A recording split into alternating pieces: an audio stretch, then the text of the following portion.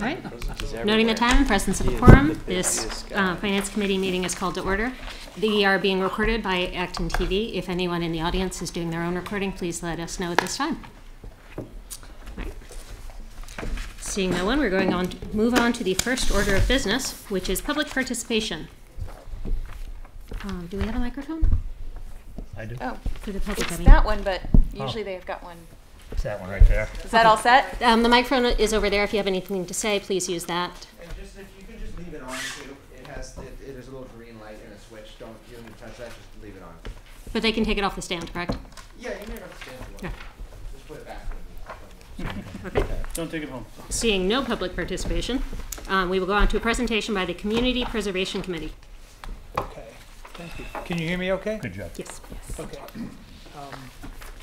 Thank you for hosting tonight. It took a little while to kind of get coordinated. I do want to mention, my name is Ray Jacoby. I'm the chairman of the Community Preservation Committee. We also have my wingman here, Walter Foster, in case there's any other questions. Kind of background before we get started. I think the presentation is fairly straightforward. We had very little controversy this year as far as projects. In other words, whether it be privately owned property or really contentious projects. Our biggest challenge this year, when we started, we had what was roughly $2 million in requests. And we only had a little less than $1.5 million to fund. So our bigger challenge this year was actually how do we divvy up the pie and vet the projects. Now the presentation, the way I have it set up is we have a summary slide that lists all the projects in terms of where we ended up. And then there's some backup slides that get some more color to each of the projects. The nomenclature, so everybody knows, we're under the amount recommended column on the right. You notice after each amount there's a 2-character description. OS is open space, CH is community housing, HR is historic resources, R is recreation, community housing. The last one doesn't have a designation because it's administrative support. As you can see from this slide here, we're recommending, we had to fund this year $1,449,495 and the all-important 30 cents. I'll just kind of read through them. The open space, we're recommending $280,000. As a parenthetic comment, that is a reduction from prior years typically. Yes? The numbers that you handed out to us are not in fact the same. Sorry? The numbers aren't the same in the handout you gave us. The total number at least isn't. Oh, yeah. And it's missing the... Well, it's 402 instead of 449. So it's 442, 302. We're missing $47,000. I apologize. I grabbed it could be the slides are slightly out of date and this is more current, okay? So your handout is right. Okay. Oh, okay. Great. Okay. Thank you for pointing that out. Yep, okay. So the handout is right. Yeah, so I'm going to just look at again, open space was 280. Typically, open spaces have been a very high priority item for the town, and the request annually is typically $400,000. It was this year. Because of other priorities, the committee is recommending 280, and I'll get into some of the detail on that. Again, the community housing fund is 50. The planning division, which is housing services, the region we're part of a consortium with regional housing services, is 32.5. The highway department, the restoration of historic streetscapes is 15. 70,000 for the reappointing of the chimney and the restoration at the Acton Memorial Library. 49,802 for the East Acton Village Dream. $120,000 for the 53 River Street Historic Park. That's another one where the original request was much higher and got reduced in consultation with the applicant. NARA Park Sports Pavilion, $200,000. That was another one that was reduced rather substantially from the request, which was almost $500,000. Town of Acton Recreation Department for the Garden and Field is $30,000. And the Main Street development is 500,000. So the list on my slide is correct, just the totals are off. Okay. So let me just kind of go through each of the sites. The open site set aside, again, is 280. The current balance, if you will, the current savings account for open space is $2,339,204.52. Given the other competing priorities, we thought there's no pending purchase right now, so that's why we saw fit to reduce the allocation to 280 this year. They're working on various projects. The debt service on the Wright Terrace property is 79.2, and that comes directly from the set-aside fund. Any questions on this project? Ray, is the 2339 number inclusive of the 280? I'm sorry, speak up. Is the 2,339,000 current balance inclusive of the 280 coming in? Yes. Or before the 280 comes in? No, it's inclusive. So the 280 gets us Right. to that number? Right. And if I misspeak, Walter's going to correct me. No, it's existing. Walter Foster. So sorry, could you use the microphone because they can't hear you at home? I'm sure our vast audience would. Sure. Walter Foster from the Community Preservation. Thank The you. fund is at 2.3 currently, and this would add to it. Oh, all right. I misunderstood the question. Again, the Community Housing Program Fund. One quick question, Ray. Sure. How much is remaining, how many years are remaining on the debt service for Wright Terrace? I mean, what's the remaining? Yeah, but what's the I remaining? don't know off the top of my head. 12 years? Thank you, Walter.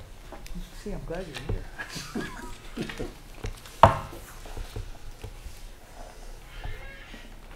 Again, the Acton Community Housing, again, this is kind of, I would call almost like a revolving fund that they come in each year. It's consistent with, in terms of housing, it funds, again, any expenditures from this fund have to be approved by the Board of Selectmen. And there's a fair amount of leverage. And again, right now they're really focusing on exploring feasibility for creating and supporting rental housing for the disabled. It's kind of in terms of a priority. Question on that. With community housing fund, what's the status of the Kennedy property? That actually is part of the 531 Main Street stuff, which is separate from this. Oh, Okay, that's okay.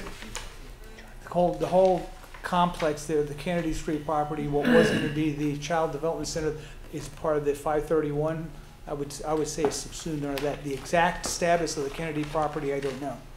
Okay, we did not deal with that in terms of the request itself, which again, we'll come back to that specifically, which I think will answer your question. Again, this is their current plan, so what they planned is, we're currently in the process of getting the housing production plan approved, which is a fairly significant issue for the town right now because we're in a safe harbor.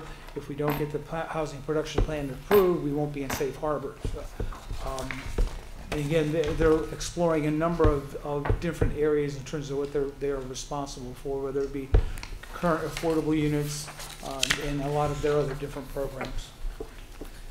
Right. Isn't this one of those buckets where we need to set aside 10% of what we... Yes. I mean, there's a statutory requirement that we have to allocate at least 10% of the money we get from the state to this activity. And 50,000 does that? No, 50,000 would not do it. Because we're getting, what, a 1.2 this year? So if 1.2, it should be about 120,000 for community housing. There's multiple community housing projects. This is not the only one. Got it.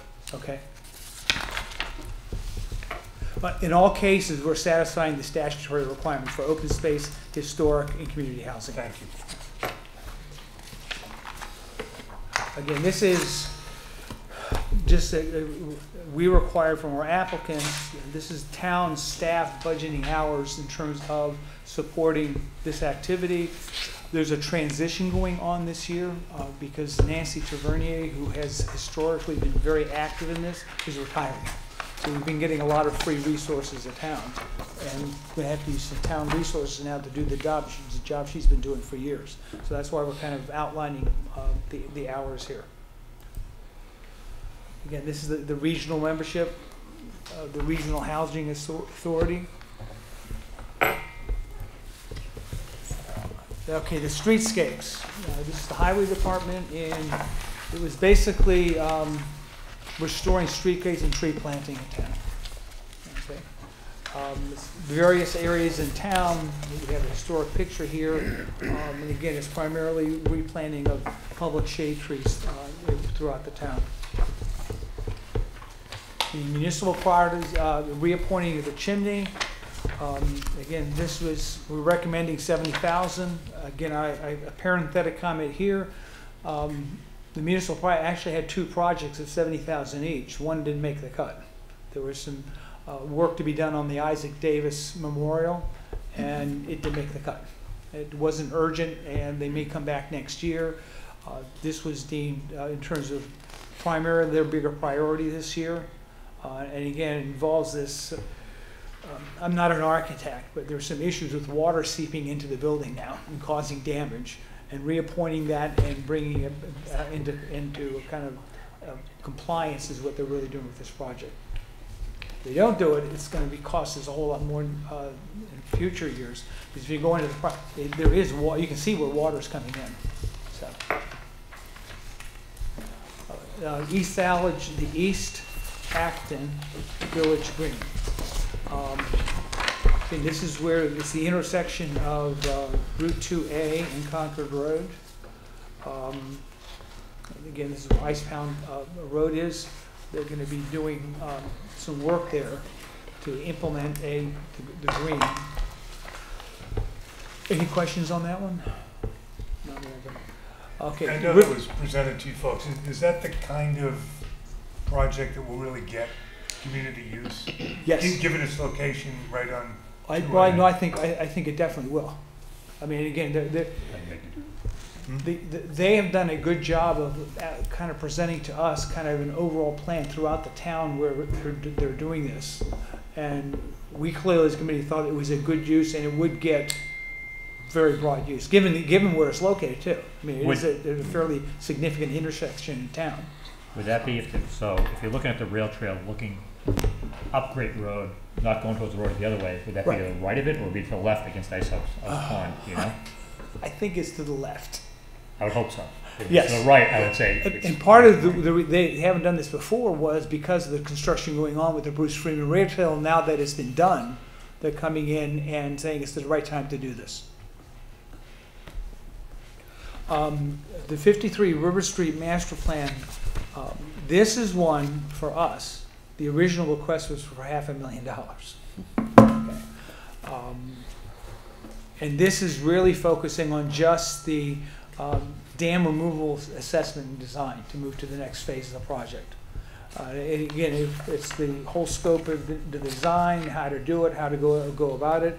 And there again, the town's going to be looking to find grants to kind of complete the overall project.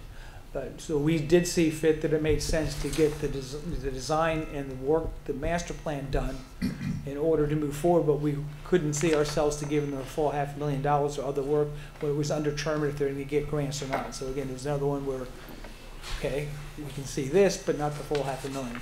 So is this $120,000 a down payment towards the $500,000, or? No, it's actually no. This is basically just the assessment for the dam removal and descent. So it's that's going to have to be done anyway. We separate it out from anything else. This does say the demolition or removal of on-site buildings. For the plan for it, not the removal. Okay, I think you might want to. Again, it includes the design, permitting, and investigation of the demolition or removal, not the actual work. It should be reworded. It says includes design and then many common items, including the demolition and removal of the on-site buildings. The scope of work does. Just reword it. It could be just worded a little clearer. Maybe I think if you put a colon after the work includes. Right. This is not the actual work. We have to work with the state to put a plan before we can do anything. Mm-hmm. We're funding that. We're not I'm actually just thinking funding of town meeting floor saying, exactly. oh, you're taking out the buildings, that type of thing. It's kind of so it's clear to the voter that they understand what that part of that project is. Right. So it's the study to do these items. Right, it's not to move on to that, but it's to put in place the plans to enable us to do that if we can get the funding to do it. So this is work, that's why we didn't fund the full $500,000. We said, okay, we can do this, but we can't, because there's other issues with what the design's actually gonna be, and there's some, you know, what do you want, they presented plans of what they might wanna do, but there was no final clarification on doing what they were gonna do. But this initial part of saying, okay, how we're gonna go about it, what might be, was important before you're actually getting into the actual work, if you will. So just so I'm not thoroughly confused, where it says estimated date for completion of project, is that the full, true, honest completion of all components of this? Or No, is that just the no. completion of the investigative stage? This is just completion of the assessment and design. That's what we're saying. The first bullet is the critical, is the salient. It's the recommending for the dam removal assessment and design, period. That's a good point. No, this is, to do the whole project's a heck of a lot more money than this. We're saying by November, we'll have the plan, and the assessment is to how to move forward. For someone who may not be familiar with this whole larger project, what's the importance of removing the dam? What's the importance of the removal of the dam? Yes. It's a combination of safety. It's a public. There's a lot of issues saying trying to maintain it doesn't make sense. Okay. At the end of the day, that's really what they're saying. But now to remove it, you have to go through the state in terms of how to do it. The state determined it wasn't worth keeping. So now, but you can't just remove it, because there's floodplains and an analysis of what will happen when it's removed, how you're going to remove it. There's the issues of the buildings and how they're going to get removed, that sort of thing. Okay? Yep. How does the 112,000 factor into the 120? How much? Is the total cost of the assessment 120,000 plus 112,000? Because the warrant article outlines a $112,000 grant from the state program. I'm sorry, where are you coming up with the 12,000? L in the CPA 58 in the warrant itself says the recommended appropriation 120,000 will assist the town River Street Dam project, etc. Then it says in February the town received a $112,000 grant through the state's program to subsidize the dam removal. Okay. Does that imply that the total cost is 120,000 plus 112,000? Page 31.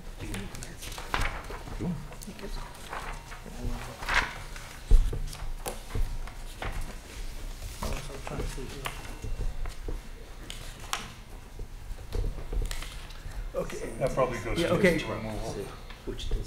Okay. Not the assessment. Quite honestly, I think that is for the actual removal. This is not part of the removal. Okay. Right. So they got a grant for when we get to removal. We've got $112,000. The townhouse can use it, but we don't have an assessment or plan to remove it. And that 112,000, what does that imply the total cost to remove the dam would be? You mentioned it was a much larger number. Do you have an idea on that? Well, I apologize. I don't have their initial request was $500,000. It's going to cost more than $112,000 to remove the dam. John, oh, John, thank you. Yep. Hi, thank you. John Mangiarotti, Town Manager. We're thankful for CPC for supporting this request for a portion of what's going to be a project that we estimate to be about $1 million to fully remove the dam and recreate the shoreline or the riverbanks, and then allow it to be used for future use for some open space amenity. The grant that we received was through the Municipal Vulnerability Preparedness Program. It's something that we applied for before we applied to, or after we applied to CPC. The funding, $120,000 and $112,000 will both be used to accomplish the following things. We'll be doing a design and permitting for the removal of the dam. We'll be doing a demolition of the concrete block structure that Lazaro Paving used to have their business in. We'll be doing as much of the archaeological assessment and various other sort of planning assessments that we'll have to do related to the removal of the dam. in collaboration with our design team. So as part of the grant process, we're required to match 25%. We hope to use some of this 120 as part of that match as well. So it's a big project, and this is just the beginning of, and this 120 will help us make a significant progress this year for this project. No, what was the original cost? Was it 800? I can't recall. The original estimate was near $1 million. Near $1 million. Yeah, and the grant funding has to be spent by the end of the fiscal year. And this doesn't have the same constraints, but we expect to need to do these investments in the next year or so. So you guys spend that money by the end of June of this year, of 2020? No, the end of the calendar. I'm sorry, we get so many grants, I'm getting confused. But in any event, both resources are needed to accomplish what we need to do with this at this site this year. I have a question. If I understood Ray correctly, the 120,000 is just for planning. Yes. And the 112,000 can also be used for demolition, et cetera, The dam. of the dam itself. It's not limited to just the planning phase. We're going to do as much work as we can with the resources we have. I'd hate to limit the work Oh no, I'm and just stop wondering if it's stop worth- if we have capacity to do You're more right. than just planning. You captured the essence of what it is. I'm just wondering if it's worth taking that grant sentence out in order to avoid complicating this. I think it's wonderful It that people seems- know that we get grants. I think that's a I good. like I, that. I, In this I, context. I, I like that suggestion. given that I got tripped up, I think that's a good catch. Yeah, I think that's a very good point. So, John, you want me to make a note on that so we can let's. I would agree with that, because it's, Well, you I can was mention caught if off they guard. receive the grant. Because I hadn't had a chance to actually read the warrant article yet myself, so thank you. Any other questions on River Street? Well, like John said, this is a non-trivial project. So this is a kind of... the Recreation Department, NARA Sports Phase 2. Again, an extensive amount of discussion background-wise within the committee. The request from the Recreation Department for this project was $500,000 originally. And this will, if you're familiar with NARA Park where Miracle Field is, there's those two temporary buildings. This is getting that completed. There's other work that's going to be done on one of the other buildings that we're going to try to get into this grant, and we said, not this year. And it is, that's why they get into the north building. Again, there's two modular houses. The north building is going to have this, there's a family restroom and there's going to be a snack bar. There's been a lot of in-kind services. It's a high priority for the recreational department. We have had a very honest discussion with the recreation department because in the past we've had some issues on project management and how projects got done. So that's why we were reluctant to kind of fully fund the $500,000. And I want to thank John. And John came to a meeting and we kind of grilled them. There's been some issues with recreational department. Their eyes have been bigger than their stomach. And they've had projects where we've had issues with getting them completed in a timely fashion. So we kind of said, we reined them in quite candidly, saying, okay, let's get this done. Let's make sure we're getting done what you say you're going to get done now. And we can worry about giving you more money later. So what would you say the level of confidence is that this will actually be completed by November of this year? Actually very high. They're very, very motivated. There's a lot of in-kind services going on right now. What they're not going to be able to do, what they were going to put, was they were going to move some of the summer programs up to those buildings. So I think the buildings will get done, but other activities are not going to get done right away. So based on what I saw and what I've heard from the town staff, there's work well underway, and they're very, very motivated to get this done. They got a lot of the work done there. It's just really finishing it up, and it's been going on for several years now. Yeah. And it'd be good to see that completed and put to good use for the town. Yeah. So my confidence level is very high. That's good. On the stuff that we're funding. That it's not going to look like a little ghetto up the top of the hill like it has for the last few years. Those are my terms. because the building's But it up there, does, but right? it's It really does.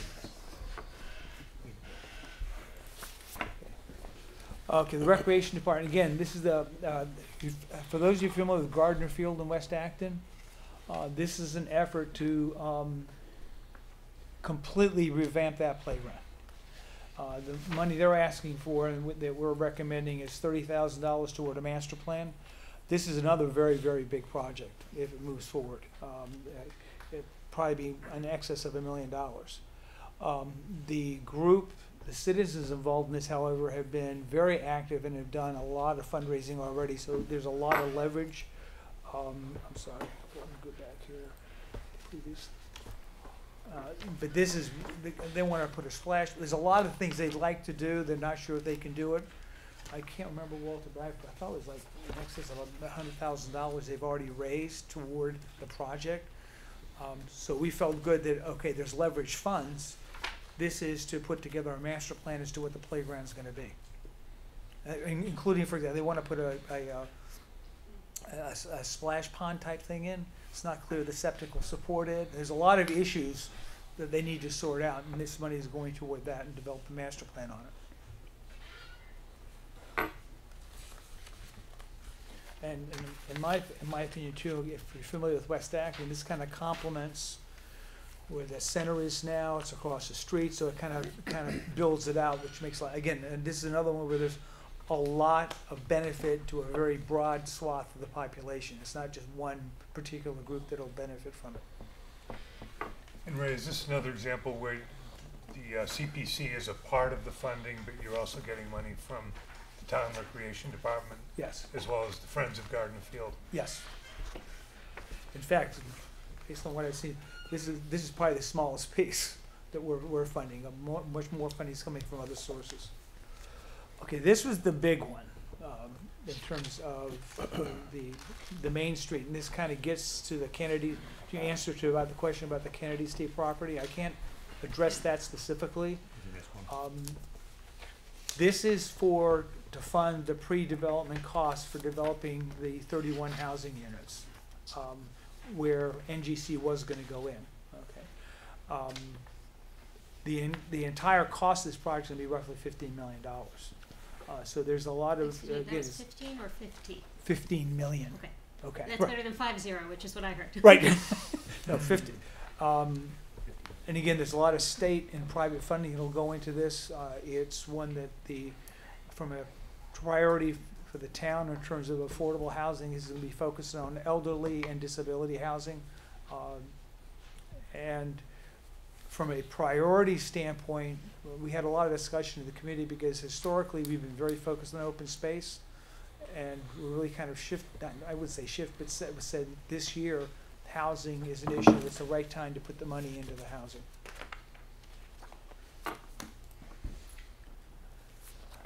The last one is administrative support. The town provides a lot of support to the CPC in terms of the process. This is basically town staff that spent and allocated resources doing funding for CPC. And again, the last statement here, and this is consistent with what we've been doing with the committee since it was formed in 2004. So Ray, is the $500,000 going into the Main Street housing thing the number that we talked about at the town meeting when we put all those numbers together? Right. So Yes. it is. Yes. And it goes to the town. Sorry? It gets paid to the town. It's I'm sorry, the my acoustics hearing's is- going. Yeah. The $500,000 that you're talking about is a payment to the town. Yeah, well, it's a payment, yes, because any of the housing stuff has to be approved by the Board of Selectmen. So it is a project, it is a town project being overseen by the town. Right. We put out 1.5 and we get back 0.5. So we only lose $1 million on that site. $1 million here, $1 million there. Right. Pretty soon you're talking about $1 million. Understood. I just wanted to make sure. So any other questions that I can answer? Dave, do you have any? Tom? No, I think we've covered it. I guess I won't bring up why did we buy River Street. You know, I think what's all of that. Pass. I have a theoretical question. We're talking about a mini park at, asking for a friend. A mini park at Kelly's Corner. That would be sort of a community type space. Could that conceivably qualify for CPC funds for design of like benches and? Potentially. I mean, Potential. I don't want to speculate on a project that hasn't been presented to us. As I said, So asking for a friend. If there was any question, first of all, they'd have to apply. Right. The first thing that we vet is if there's any question, it goes to town council, says there's a pass a sniff test on the statute. And then we will consider the merits. And that's kind of the process we go through. So if there's any question, if it's not clear to the committee when it comes in, if there's any question, we actually, that's when we do when we vet the original application, that's the first thing we do. Does this really meet it or not? And if there's any question on the part of the committee, if it's one or two people, we say, okay, roll it, take it to town council, and the next meeting you'll tell us if it does apply or doesn't. Okay. Nope. Dave? I did want to follow up on 53 River Street. Just I think I was looking through the minutes, and I think the mechanics are, we purchased the property. We're going to do this assessment, which is $120,000 for the dam removal, but it's very roughly estimated at $1 million for the removal and recreation of it. But 75% of that is reimbursed by the state. At least that's what the minutes had said. Does that sound right?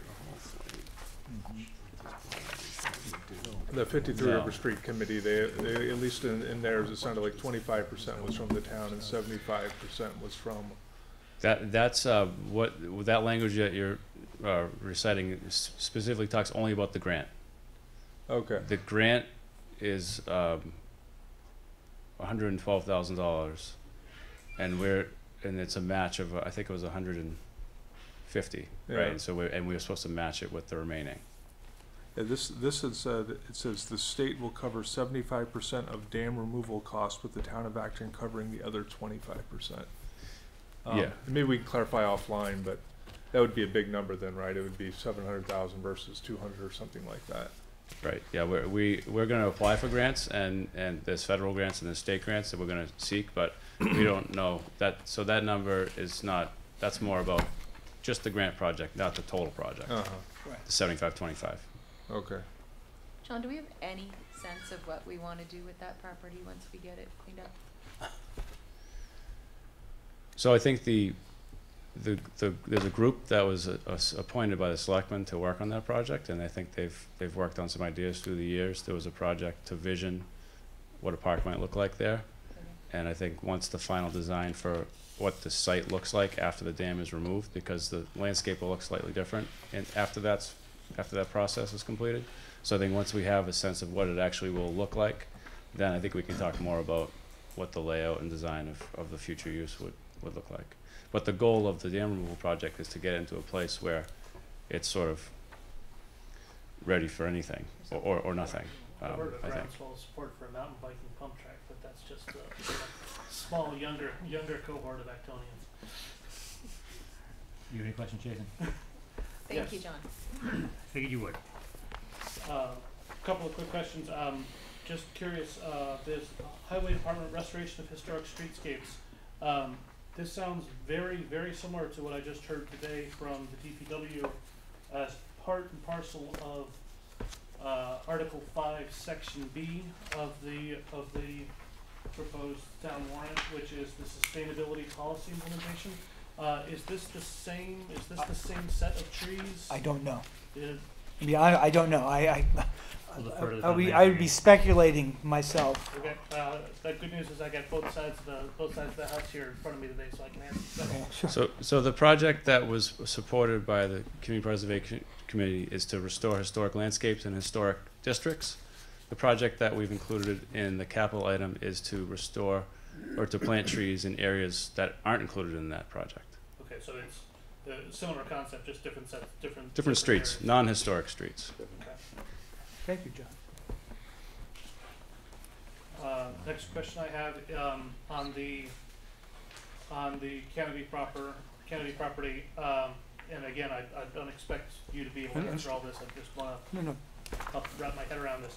Did you say if the expectation is that it's going to be a $15 million project,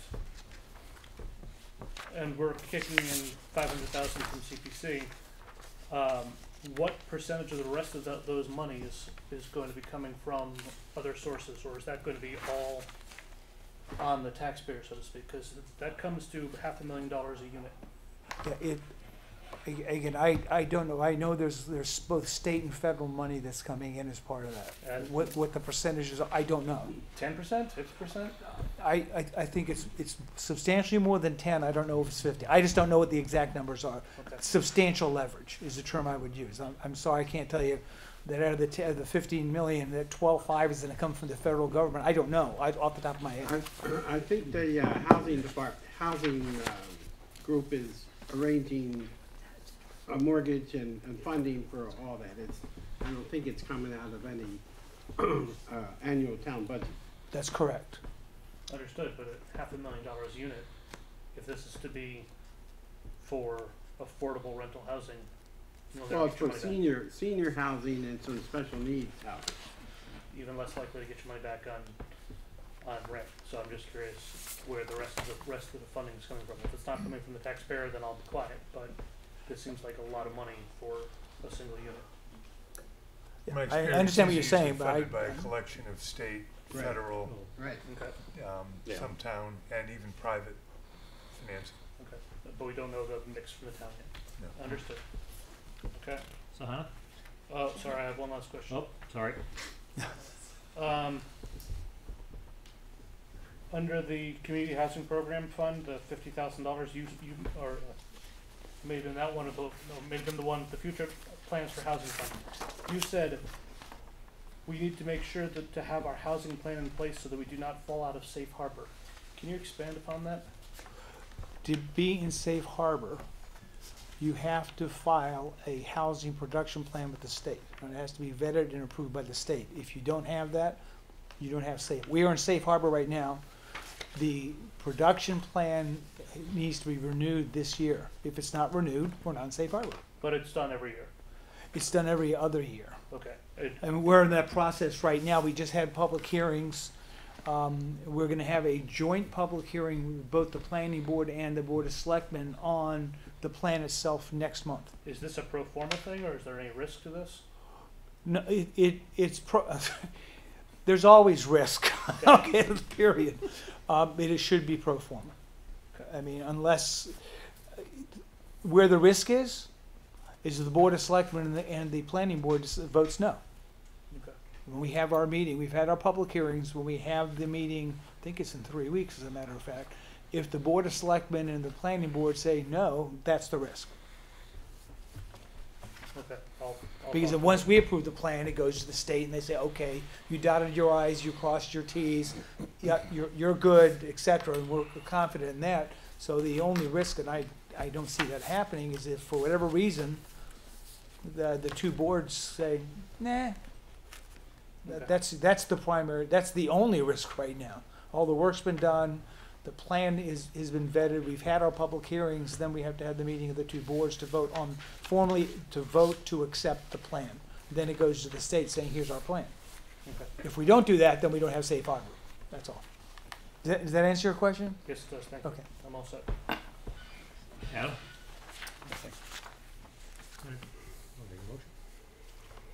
No?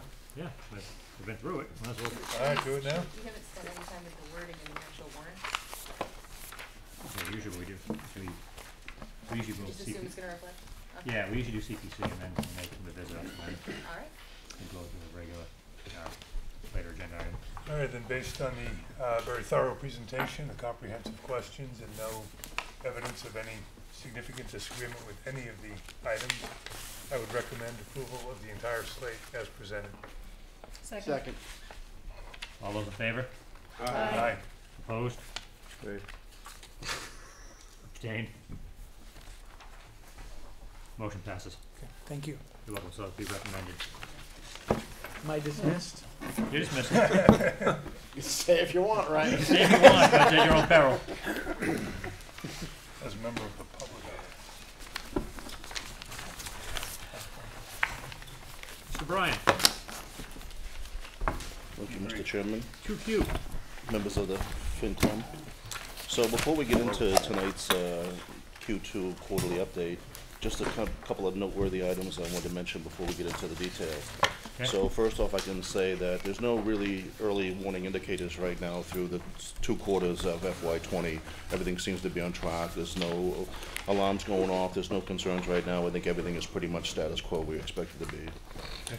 So, and I also want to mention that last Thursday night on February 27th, the ALG reached a consensus on the ALG plan. So right now we're in balance going into town meeting, which is good news. The only caveat is, and for the members that were there, I just want to mention that the schools went out for their bonds today. They hit the market today and will be going out on March 23rd. So having said that, they got very favorable results today. So I think you're going to see new debt numbers coming out with the school. So we'll be working that and putting it in the ALG plan. Do we know the percentage rate? 2.154 blended over 30 years. Ain't bad. Wow. So it looks like about I think a 14% reduction from what was estimated. So that's good news. Consider we went in with a 3% number. 154. I didn't remember the initial phase. We were assuming 4. They tried to use 5, but we'll leave that alone.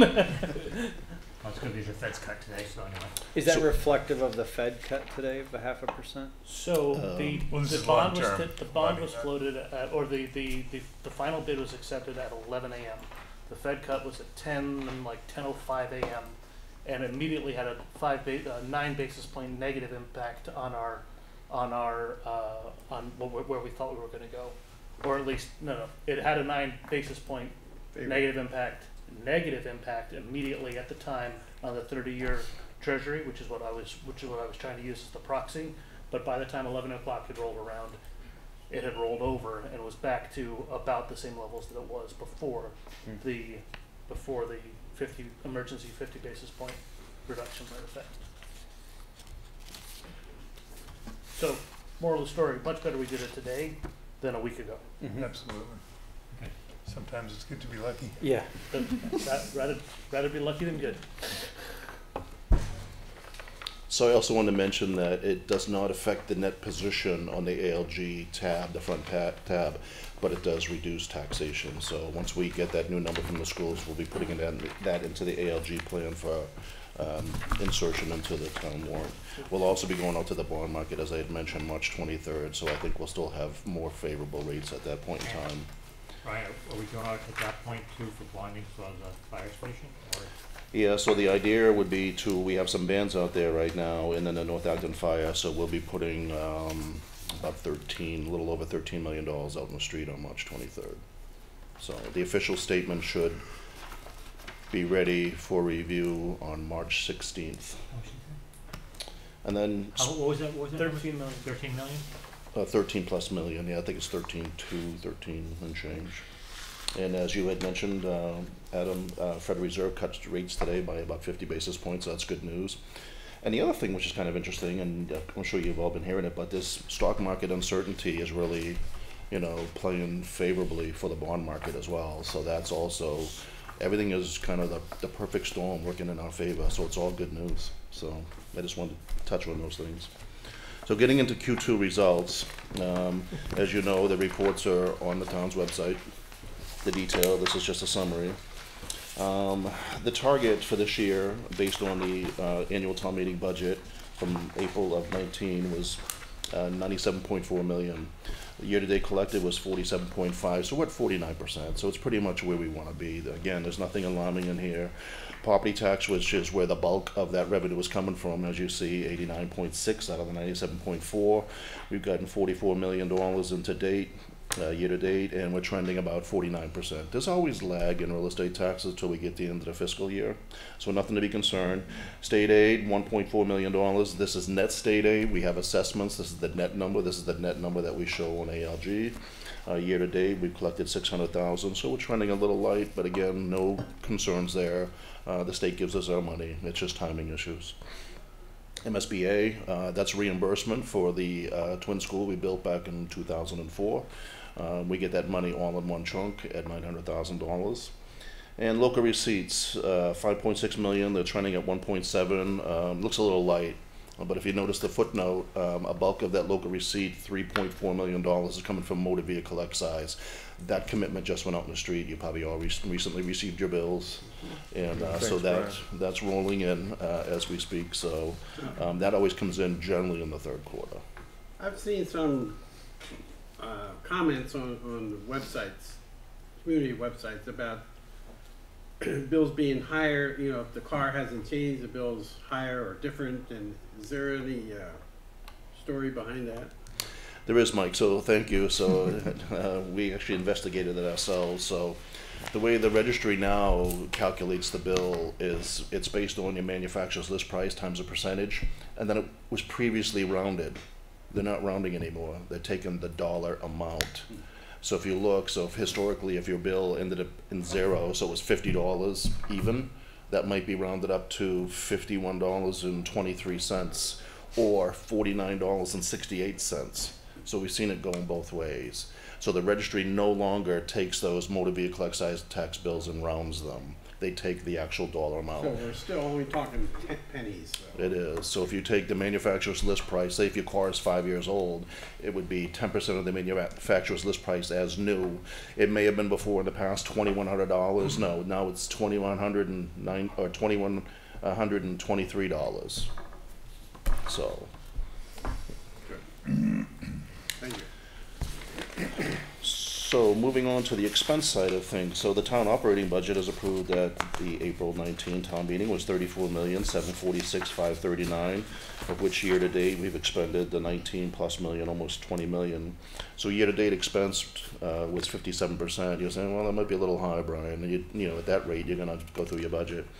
A couple of things that you need to think about is, one, we use the PO system, so if there's recurring bills from month to month, those are generally in the system, especially for energy, electricity, gas, so on and so forth. And then also, we pay Middlesex County retirement right up front on day one. That's over $4 million. We also pay OPEB, that's $600,000+, and we also have Meyer, our insurance carrier. So, you know, collectively, that's $5 million out the door on day one, so it's going to distort the number slightly. The flip side of that is, by paying those bills early, there's a benefit because we get a discount, and so that discount is spread on to the taxpayers. So moving on to enterprise funds, and this is where the fun starts. So as I had mentioned in the past, and I'll say it again, and every one of these funds is unique unto itself. They all have their own little nuances and timing issues, expenses and revenues, and then some of them have subsidies, and some of them we're pledging fund balance, meaning their savings account to supplement the budget, either, you know, for capital needs or one-time expenses. So we'll go through them individually, but they're all unique unto themselves. So the Septage Enterprise Fund, and I had mentioned it last week when I did the primer on the enterprise and revolving funds, that handles a lot of like Title V inspections when you're selling your house, new plans for new septic systems that are being installed, and so on and so forth. That's where those fees are generated. Town meeting approved a budget of $157,000. We pledged $20,000 of retained earnings as a safety net, just to make sure that that money was going to trend where it was. And the reason why we do that in some of these funds is the enterprise funds, unlike the revolving, which I had mentioned last week, it goes through the tax recap. And you're saying, what does that mean? Well, the State Department of Revenue, we have the general fund, the big mothership, and we have all these other little mini businesses. They look at it the same way they do the general fund. We have to have a balanced budget. You have to have a balanced enterprise budget. And you don't want to get tripped up setting your tax rate over a fund of $157,000 when you're going to DOR to certify $100 million of expense. So it's important that we don't have any issues here. We only do that in case we need it. In this particular case, if you look at the revenues year to date, are trending at 88,000 or 56%. It looks like we're going to be trending very nicely and hit our target of 157, probably without using that retained earnings. So we're looking pretty good. Brian, in that case, those retained earnings go back to free cash? What's that? Do those retained earnings then go back to free cash if you don't need them? If we don't use that, it stays in the free cash, Tom, that's correct. Yeah. The free cash of the municipal budget, or? No. Yeah, so the interesting thing with Reimbursement. these free cash certifications, this was 6/30 of 2019. That number was net of the 20,000. So State Department of Revenue has us reserve that prior to that certification. If you went to town meeting and you pledged $20,000 at town meeting, they have you pull it out of that certification so you don't double dip it or double count it. So it's good, just good accounting. It's checks and balances. So the transfer station and recycling fund, I always say this, it's still changing, it's still morphing, if you would, from the old, you know, typical dump where you took your trash there and you got rid of it, and then we had haulers hauling it out, we had to pay for that. So this pay-as-you-throw program has really helped mitigating some of the costs down there, and I think you see that through the trends in the total expenditures in this budget. Corey does a nice job at making sure that he has enough revenues to cover those expenditures. He does a really good job in handling this. So we don't really ever have a problem with there or any concerns. He's got a healthy fund balance of $727,000. You know, he expends from that from time to time for some capital needs. I believe he is for fiscal 21 to do some upgrades down there, and I think he's buying some equipment, if I recall correctly. So year to date, his collections are 68% of where we think we should be at 50%. The major reason for that is most of that money, as you know, is generated in sticker sales, and those sticker sales are in September. And that's where the bulk of that money is coming from. And then everything else is kind of linear, you know, bags that are bought on a regular basis, and then duplicate stickers or second stickers, and so on and so forth. But he's trending right where we want to be, and then some. And if you look at his expense line, he's only at 43%. Right now, if you look at this on a straight P&L basis, he's up $152,000, so he's in great shape. The sewer enterprise fund is probably the most complex fund we have. Oh, I'm sorry, Chris. Back on the transfer station, is that, I know we get the revenues around one time of the year. There are similar periods where there are jumps in expenses. There are a lot of spring cleaning, you know, I don't think so. Not that I think it's all pretty linear. I don't think there's any one-time hits that'll come in at the end that, yeah. Thank you. I have one question. I don't know if you can answer this, or John can, or what have you. You buy your bags at Roach Brothers or Ace or whoever. Does the town have? Do they have to pay like a commission to those other vendors in town to carry that product versus if you buy at the transfer station? I don't know, Roland. I'm not sure. I'm just curious. I don't think you can buy it at a transfer station. You anymore. can't. You can. Oh, you can? Yeah, you just go right into the house. No, I think there's a sign. I think I just saw a sign saying you can't buy it there anymore. You have to buy it at the retail markets. The retail markets will not give you a discount. No. I'm just saying if you're in with a coupon for like Ace, it does not. Yeah, right. Work Oh, yeah, with that. yeah, I know that. Tried that. So the sewer enterprise fund, as I had mentioned, is probably the most complex fund. Town meeting approved a budget of $2,130,170.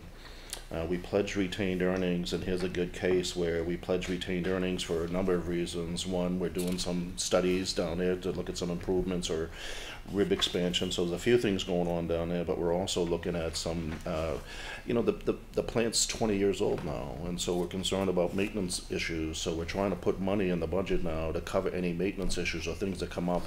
So we're trying to do some preventative maintenance, and we also want to have some money available so if there is a problem, and we can access that. So again, we only use the retained earnings if we need it at the year end.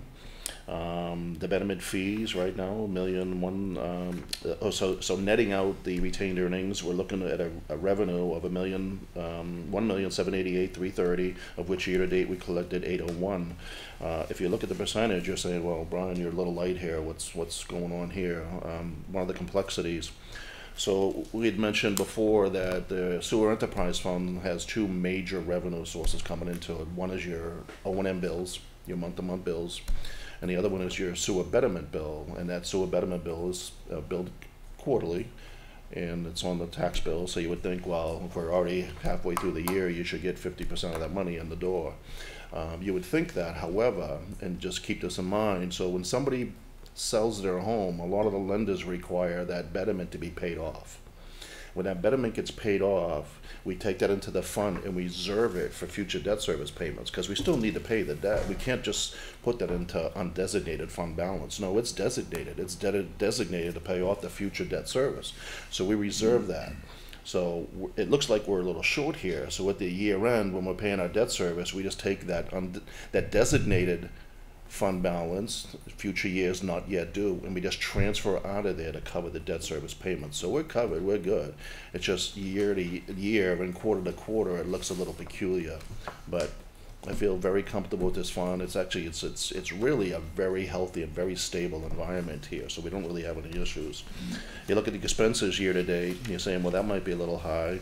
Well, we have debt service coming in, and those debt service payments hit at there's different timing issues during the year. You get one principal payment and then 2 interest payments, so it's timing issues there. And we also have a significant contract down at the sewage treatment plant. That contract's, I think, it's about $500,000+. Here's a case under contract. We put a PO out there for the whole amount because we want to make sure that we reserve that and we have that money to expense out. And I think we get billed every month, so that's why the expenses are up. But and they have a healthy fund balance of over $1 million, as certified by the state, so no concerns here as well. Do you know what this? Go ahead. I presume that certified number does not include the money you're talking about from betterments that are set aside to pay off over time. So That's not in the retained earnings free cash certified number. No, so that it's set. It's over and above that. Okay. Yeah, yeah. This is the undesignated fund balance. Yeah. Okay. Do you know what the split is between the O&M and the betterment? Almost 50-50. Almost. It's probably $950 on the betterment and maybe $850 on the O&M. So they're getting pretty close. I think the O&M is going to be pretty much neck and neck in a couple more years. And the betterment is transferable to new homeowners? From the town's perspective, the betterment goes with the property, not with the owner. Most of the time we see that the lenders require that betterment to pay off because they don't let the lien on it. Yeah. So, but the town does not require that. The town will let that go from one owner to another owner. We're going to get paid. It's on a tax bill. Do you know what that the balance of that is? I should, David, and I've been looking up those numbers, but I'd only be guessing at this point. Just curious. It's coming down. So the Ambulance Enterprise Fund has been established in 2010. It's changed a bit through the years. Town meeting authorized a budget of $1,288,000 and change. Ambulance is really interesting because it's not just ambulance, EMTs, but now, as you all know, we're doing ALS, Advanced Life Support, which is good news for the citizens because it's quicker response times for advanced life support where you don't have to arrive at a scene, kind of triage the problem and then call in an ALS, assistance. We're there on scene. And also the chief went before the Board of Selectmen last year and got a rate hike with ALS. And I think it's to kind of keep pace with the expenses, and also it's what the recommendation is from our vendor that does our billing for ALS services as well. We did pledge some retained earnings of $257,000, so we anticipate a little over $1 million to come in fees, and those would be ambulance rides. The year to date is $762,000, so we're trending at 74. So ambulance is doing really nice right now as far as the revenue side of things. On the expense side, he's right at the pin. He's at he's at 643 of the $1,288,000, so he's right where he wants to be. On a straight P&L, he's at to the black, $118,000, so he's in really good shape.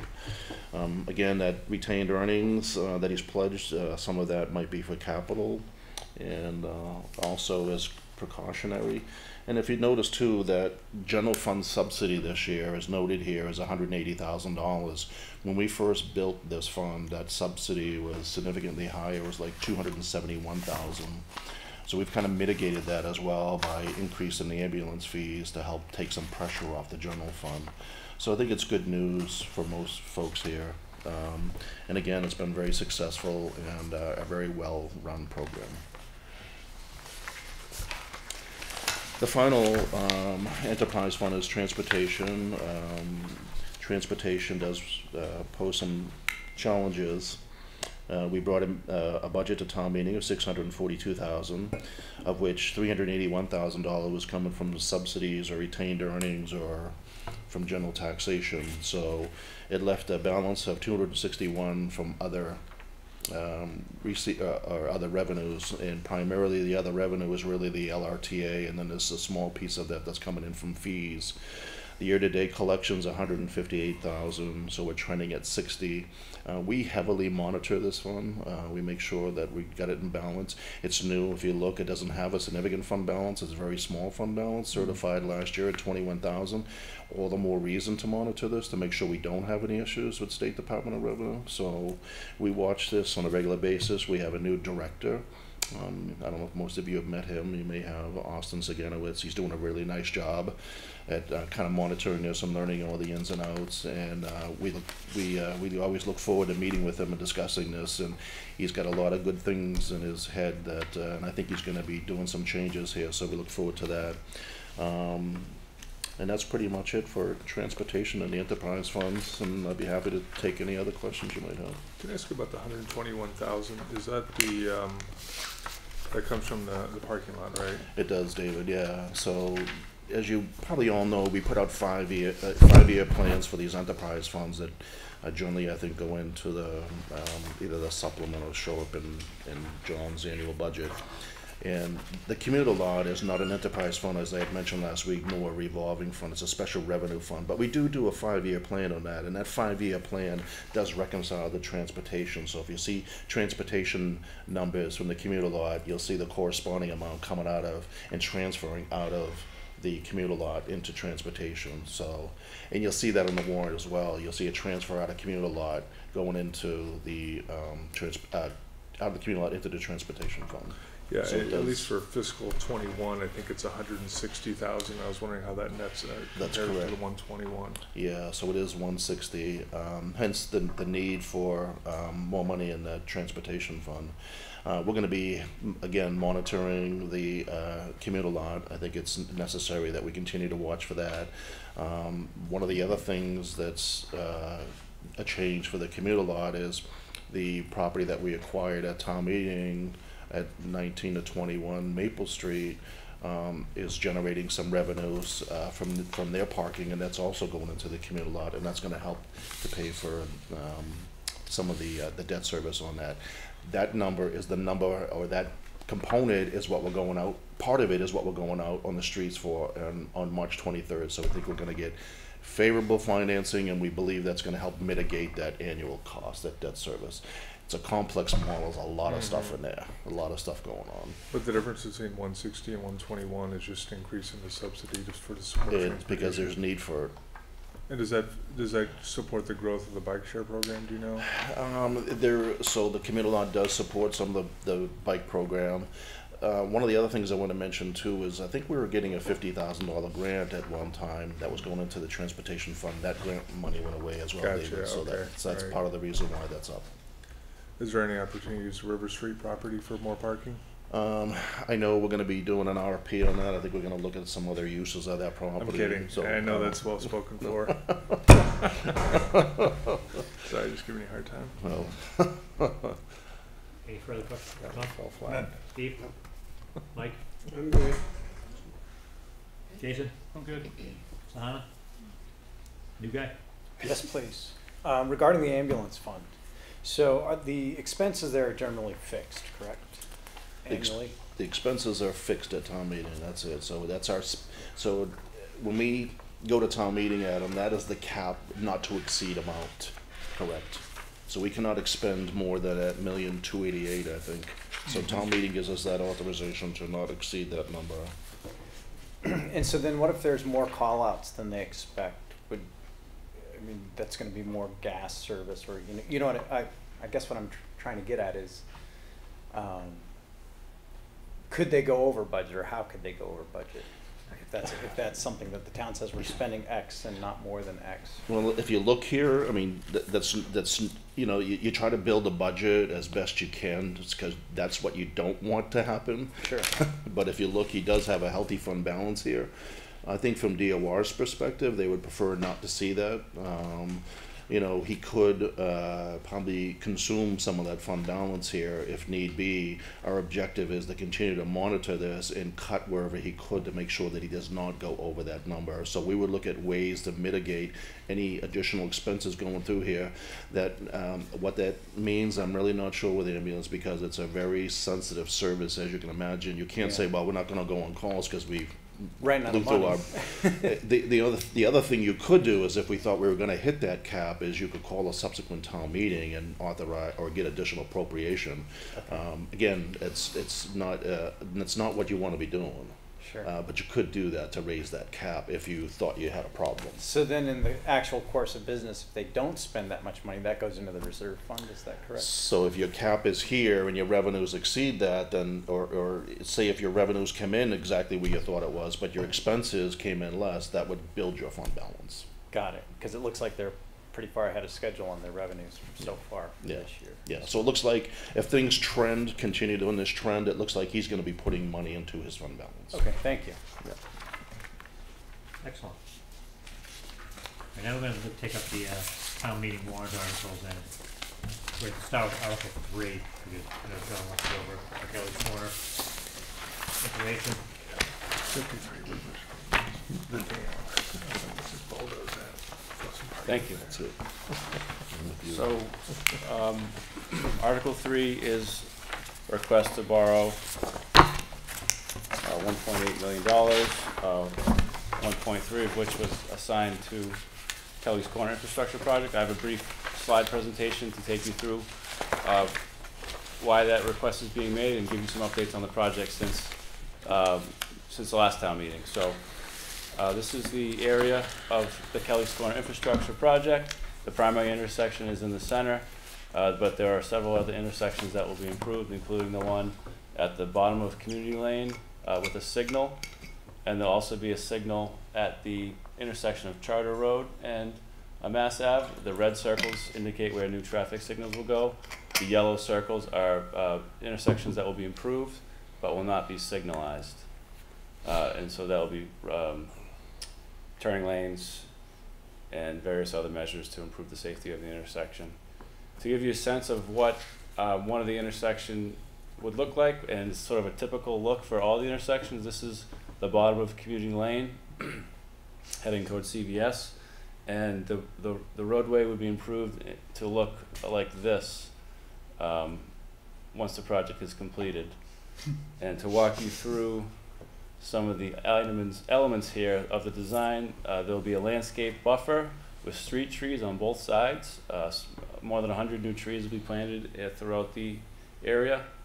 There will be new sidewalks, ADA compliant sidewalks, that will be great for pedestrians and strollers and other folks to use.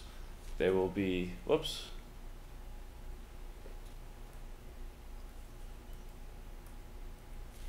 We're going to be reducing some of the curb cuts. The one shown here is that the access to Starbucks will be removed, and they'll rely on the one that's on Mass Ave and the one that's up above the ATMs.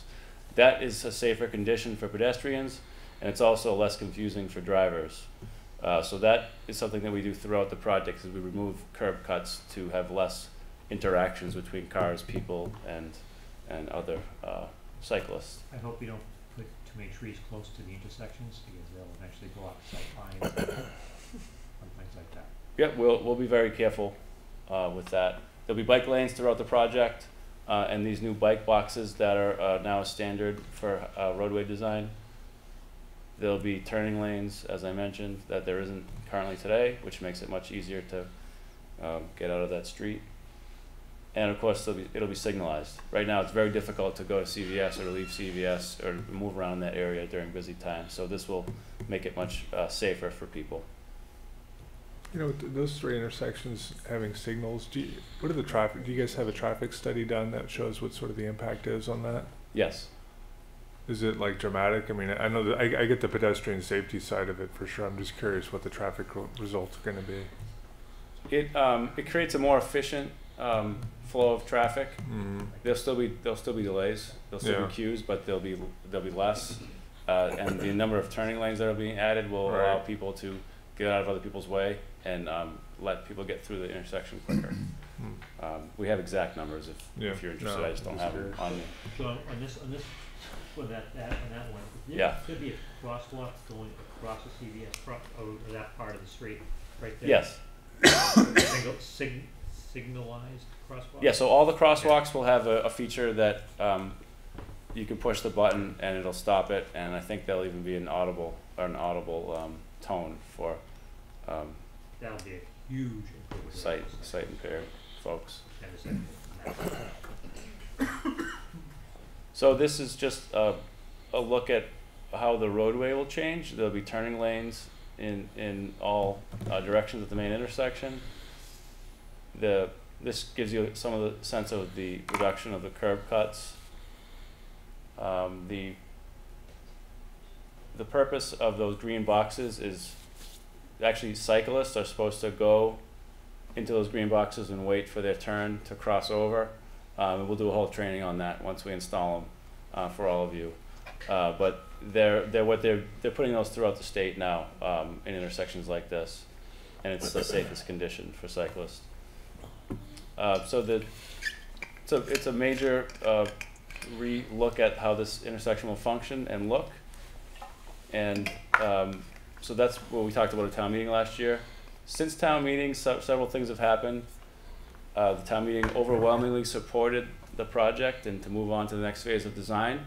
Then about a month later, the state was so excited that the town showed such strong commitment to the project that they decided to fund the $450,000 that we had just asked the town meeting to support the month before, which is great news. So that funding that we asked everybody for last year, we have not used, and we will not need to use for that purpose.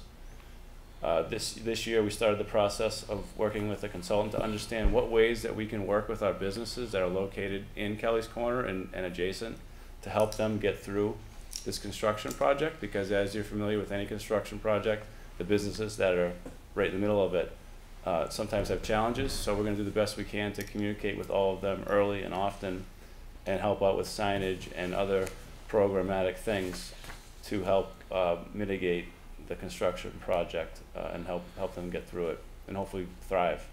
The water district decided to replace all their water pipes throughout the project while we have the roads open, which I think is an efficiency in public works.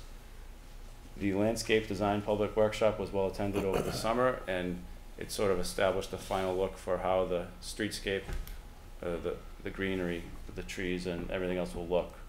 Then we did the appraisals that were approved at town meeting also.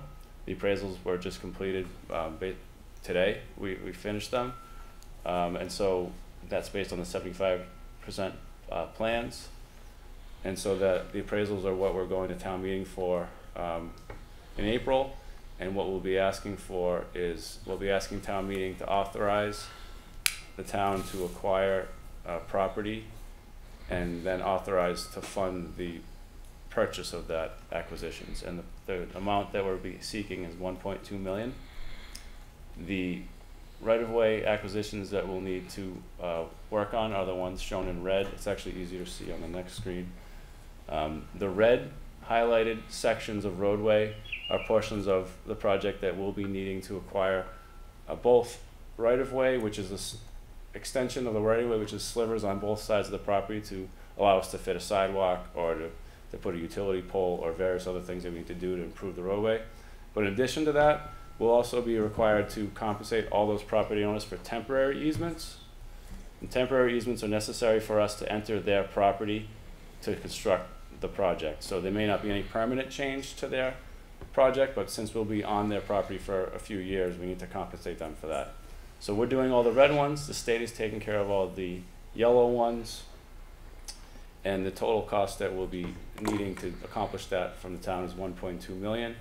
To break that down for all of you, Community Lane, which I didn't mention, is that red stripe right next to Starbucks. That street is currently privately owned, and as part of this project, we'll be acquiring the entire thing. So that, if you look at that, that's $120,000 just on its own.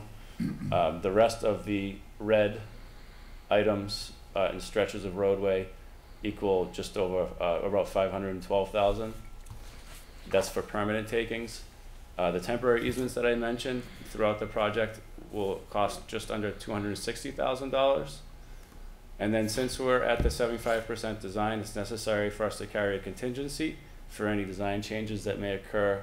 If there's a pole that needs to get moved, it changes where we put the guy wires. It may change 2 or 3 square feet, but that makes a difference. So we'll have to carry a contingency for that. And there's also a negotiating component that goes into acquiring these right-of-ways and easements, and we need to carry a contingency for that as well. The total investment in the project as it stands today is just around $20 million, and the town is responsible for $3 million of that.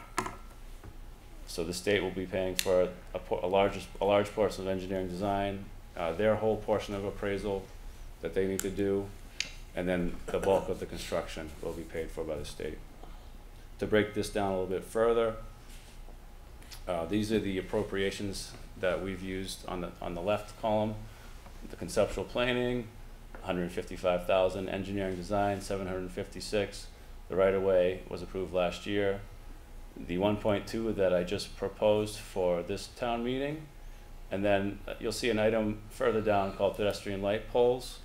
That is a non-participating item in this project. In the streetscape that we've shown, you can see it here. In the streetscape that you've shown, there are the traditional lights, which you can see on the left-hand side. And then if you look even all the way to the left, almost to the edge of the frame, you'll see pedestrian level lights.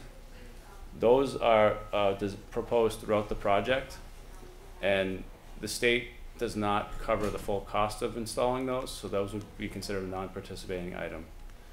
A large part of the look and feel and the aesthetic that has been proposed for this project is those lighting is a component of that. It creates a pedestrian scale for the streets. It makes drivers feel like they're in a place that they should drive a little slower, and it makes pedestrians feel a little safer, and it looks like a place that you could walk around instead of a place that people just whiz by you. So that's, and there's a lot of other aesthetic reasons that we'll be discussing when that comes up next year. We don't need to make a decision on that right now. Just wanted to make sure that we had a discussion briefly. So just to walk through the state, they're investing engineering design. They have to do their own right-of-way acquisitions, which we won't know until they do it, but we're estimating just under $2 million. And then the construction. So where do we go from here? Town meeting is April 6th. If town meeting supports the project, we would then finish the design and then start acquiring the right-of-ways by the end of the calendar year. We would then start the process of talking about whether or not we'll move forward with the pedestrian light poles to bring to the next town meeting, which would be the following April. And then the project will go out to bid in the winter of 2021, and depending on a few factors, they may start during the winter in 2022, or they may wait till the spring of 2022. But the contractor should be on board by the winter of 2022, or in the January timeframe of 2022. And there's a public forum planned March 19th to do a more in-depth presentation on some of the design components, and also more information about the right-of-way if people are interested in attending. John, what's the thought process behind separating out the funding for the pedestrian light poles and delaying that for a year rather than getting it appropriated and funded now?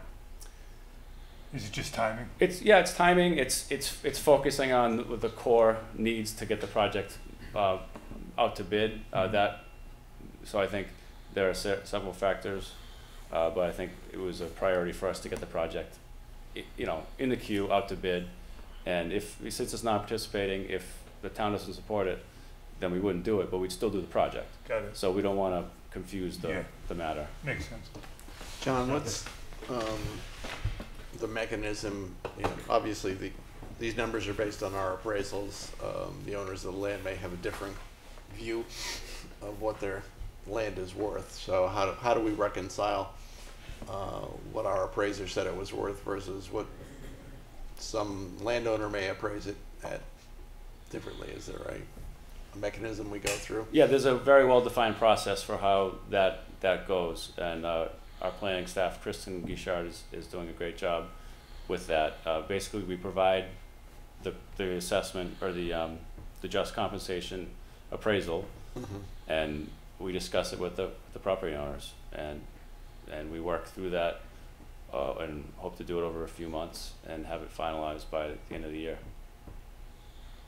And if they say it's worth more, that's where the negotiation piece of the contingency comes in? Yes. Okay. John, you showed us 1.2 million up here, I believe. Mm-hmm. In the warrant in front of me, it's calling for 1.408. So we, in the budgeting process, we were programming 1.3 just to make sure that until we finished the appraisals, we wanted to make sure we had enough. Okay. We could adjust that, I believe, now that we know that it's going to be 1.2. We'll Okay. still need more than 1.2 though to cover the borrowing and related costs. Okay, I just wanted to understand the difference between these two numbers. Thank you. You need that final number to be able to vote on this. Right? Yep. We should. Yeah. Okay, well, I mean, it's in the warrant as presented. As And presented, it says a borrowing of 1.3 million. yes, so we'll need that or less to accomplish this project. Up to. Yes. That includes, you had on the slide, it was $300,000 in contingency. Yes. Now, but this is still just a 75% design. Is there contingency elsewhere for the rest of the design in case something crops up as we go from 75 to full blueprint? Yeah, we haven't expended all the design funds yet. We're still in that process, but we do the right of way based on the 75% drawings, and the 75% drawings have already been reviewed by utilities. And they've also had several revisions, so they're fairly close. But as I mentioned, there may be a guy wire that we need to move or minor changes that we make, but we don't expect any major changes to the size of the right of way. Okay. And one other question. Is there going to be any kind of moratorium on digging up the street for some number of years after doing all this work? I mean, it's great that the Acton Water District is putting down its pipes at the same time, but is there a moratorium saying you can't open up this street for a couple of years after we put all this money into it? We have a policy on road opening that I believe has some type of restriction on opening roads, but I don't know that we've talked about it at length as it relates to this project at this point. We certainly will as we get closer to, if it's approved, we certainly will have that discussion. I would like to see that also conversation with the gas company, since their pipes are also on the ground there, Oh, we've coordinated with them throughout. to make sure that if there's any lines they're gonna replace, do it while the ground's open and not come back to us. As Jason's pointed out, the next year and saying, oh, gotta replace the line. It's going to be non-trivial, the amount of disruption. I mean, that's a key intersection in our town. So if we're going to open it up, let's do it once and do it right, and then not open it again for a long, long time. We'd love to do that. Yeah. I would just second your comment, given the number of gas leaks we have in Acton and how awful they One smell. of my neighborhood, they still can't find them. Yeah. Sahana? I just want to comment, thank you for the presentation, and last year we had appropriated, you had said about 1.5 million for the land acquisitions, so we are way below that, so I think this is a great thing. So, thank you. Thank you. Jason, any more comments? Christine? John, what part of this project, or is any of this project going to overlap with the school building project timeline? Or will the school building project be completely done before we break ground on this? Well, yeah, they have a pretty aggressive schedule. They do. They may. So they if we don't start until the end of 2021, yep. I believe they wanted to be in school by then. Mm. Yeah. Okay. And I know that JD was talking about making some updates to Charter Road, even before, even outside of the school building project. But then this project is also going to change some things about Charter Road. Is that correct? Yeah, it's going to make a substantial change to Charter Road. See if I have a picture of it. So right now, as you know, it's not very easy to see, but it comes in at an angle, right? And we're going to be teeing it up to make a perpendicular intersection, and then adding a signal. Okay. So it'll be substantially different. And much. I tried to take a left out of there today. It's not easy. So it's going to be a lot different. Do you know if they'll be widening it to 3 lanes where you have 1 entry lane and 2 exit lanes for separate right and left turn lanes coming out? They were talking about a straight across into Kmart because they're going to line up the road across the street. So you'll have a right, a left, and a straight option. Wow. Intersection. Pretty close. Okay, thank you. Along the lines of Jason's question about the potential of increased design costs for the 100% phase, with the unspent money that, with the $450,000 that was already appropriated, can that just be moved over? But I believe that was appropriated for design. Yeah, right. So we haven't spent the full 756 that we asked for a few years ago, and we will. We don't need to spend much more of that. So there's some of that, a little bit of that available, and the full amount that was appropriated last year is available if we need to do any supplementary design work. But the state has committed to doing the rest. So unless we're asking for something special and different outside of what the state would do, we shouldn't have to have any substantial new design costs. And come time to think about the pedestrian lighting, if the contingency and the design costs are not used, would it be possible to reappropriate them to use for the street lighting? So taking the part of that question, so the $450,000 that was appropriated last year, yes, that could be reappropriated for another use, such as streetlights. The amount that we're borrowing for this project is a little, I suppose we could reduce the borrowing and then seek another appropriation, but we wouldn't necessarily want to borrow again. So it's a little different. The free cash appropriation for last year is very straightforward. Yes, we can just ask town meeting if they'd like to reappropriate it. The borrowing isn't as simple. I was just thinking in part that's a large number. So anything we can do to bring it down. On your slides, you don't actually indicate the money that has already been spent. You talk about the $3 million. I think it's important to point out to people that at this point, what we're talking about, some of that money is gone. So at this point, we're talking about, well, then are we going to spend $1.5 million to actually let the project happen? 1.2. 1.2. Thank you. And then we have money down the road for pedestrian lighting, but I think it needs to be clear to people going into town meeting. And are you the one speaking to this, Josh? Yes. Okay. So, can you comment again? It's important that people understand we're not talking about needing to spend an additional $3 million. We've already spent a whole bunch of money. We're just saying we need another 1.3 to actually make the project happen. We don't, without the 1.3 million, we don't get any of the money from the state at this point to rebuild the intersection. That's right. The 1.3 is part of the 3 million. That's yes, but the 3 million might make it seem like we need to spend another $3 million. But some of that money's already gone. Yes, I already invested. Mike? I'm good. Steve? I'm good. Tom? I'm good. Sure. Thanks, John. Thank you. We're gonna vote. Well,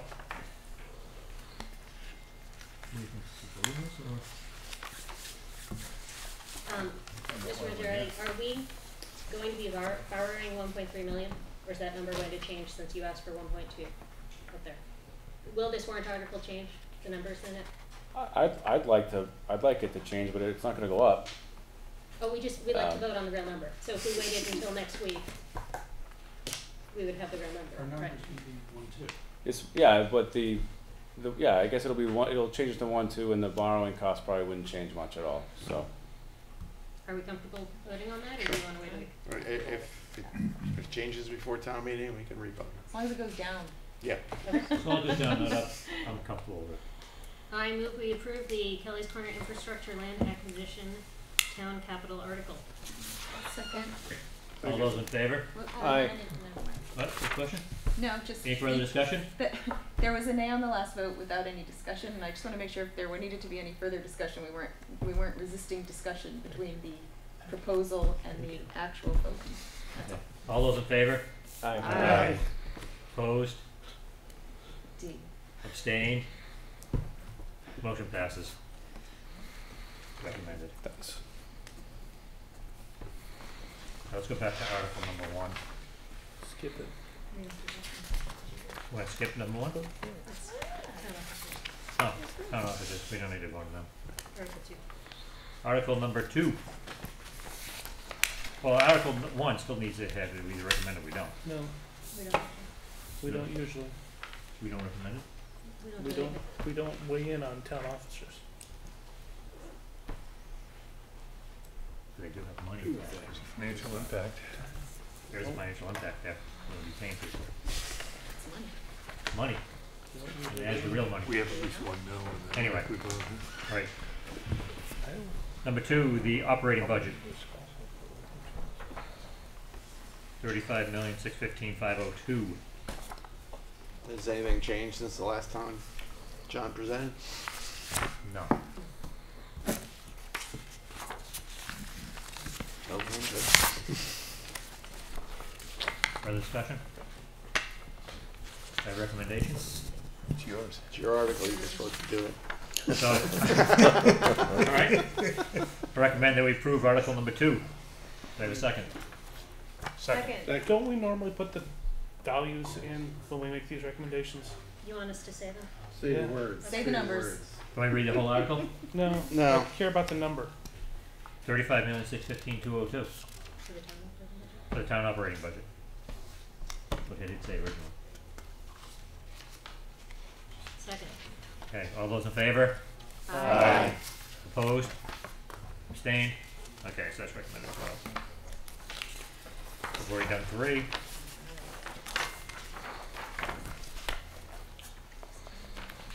Article number 4. Who has this article? That's mine.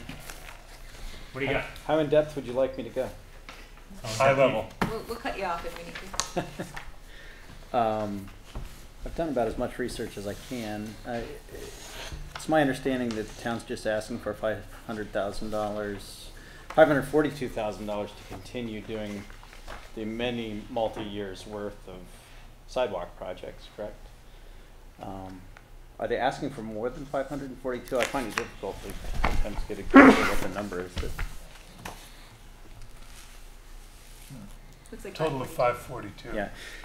There's no specification as to what portion of sidewalk that's going to, so I just pulled up what I could and, realized that of the priority list set in June of 2008, 6 high priority sidewalk sections, 1, 2, 3, 4 out of the 6 it looks like have already been completed. 2 of them remain incomplete. It seems like a fairly good track record, although that's fairly extensive length of time. I don't necessarily see a reason to hold out on anybody. Okay, so do you have a recommendation? I recommend that we approve. Do we have a second? Second. Jason, do you want him to say the number? Yes, I do. We recommend that we approve $542,000 for this article.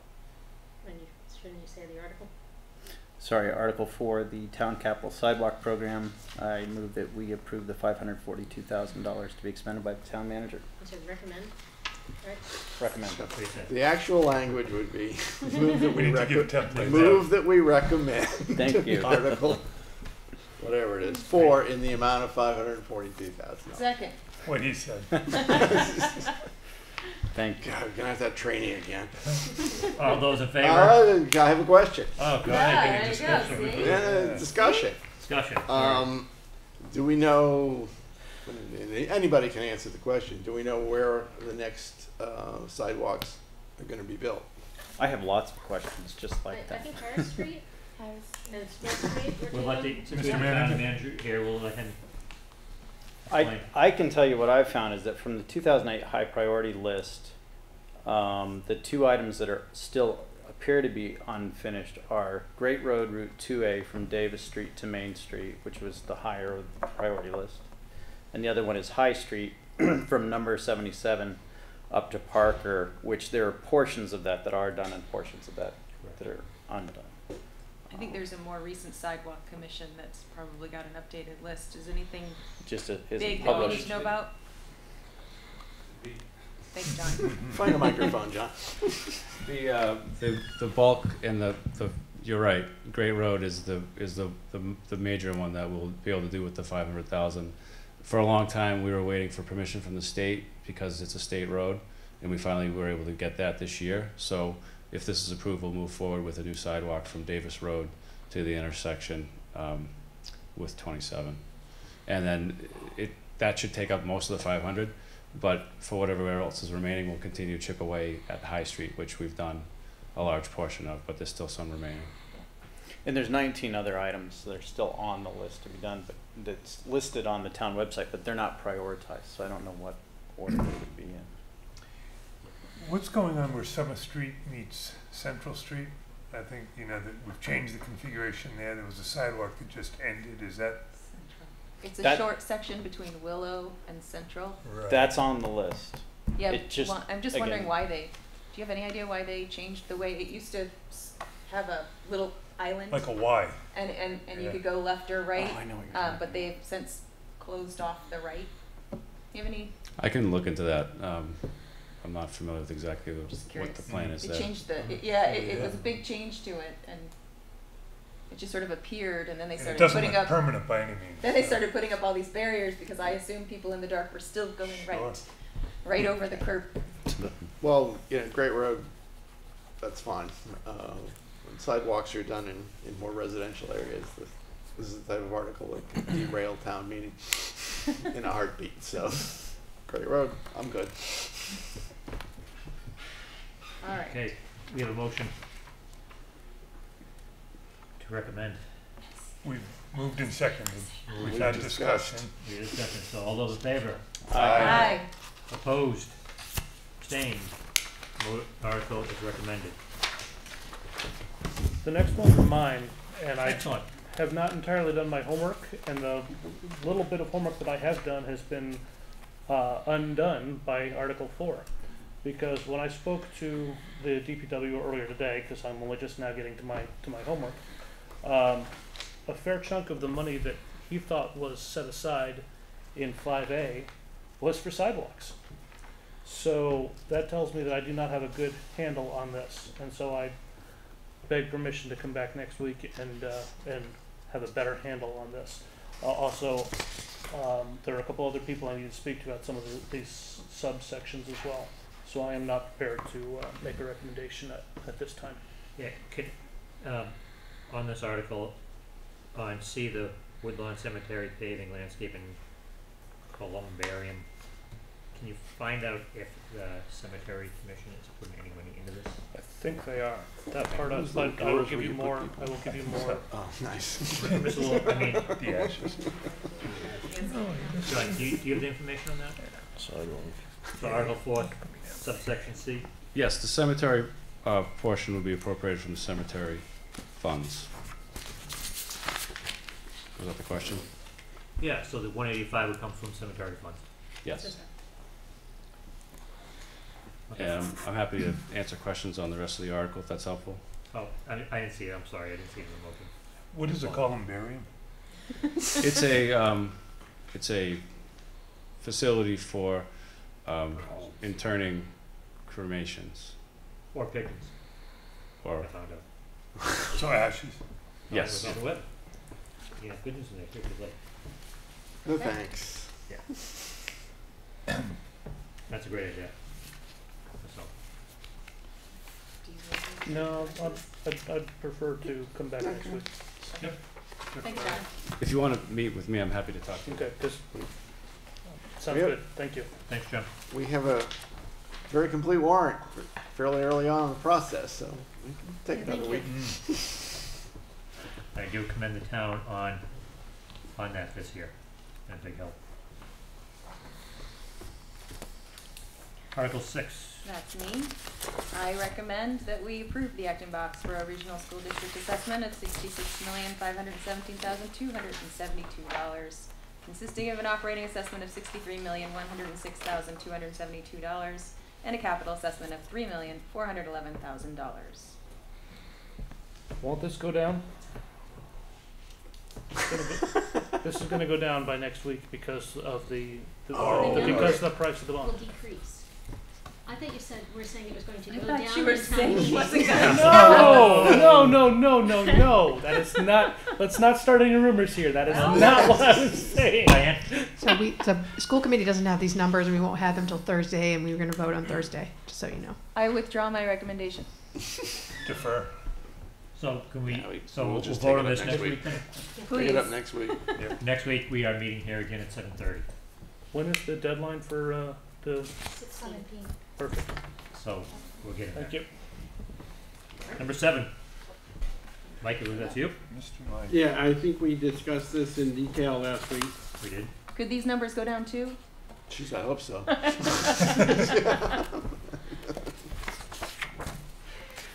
Sorry. I just don't know why. Just being a smart ass for the record. There's no borrowing. No, not yet. I recommend that the town raise an appropriate transfer and Now you just have to say move to recommend. Okay. Article 7 in the amount of. In the amount of $1,732,983 for the Minuteman Regional Vocational Technical School District assessment. Second.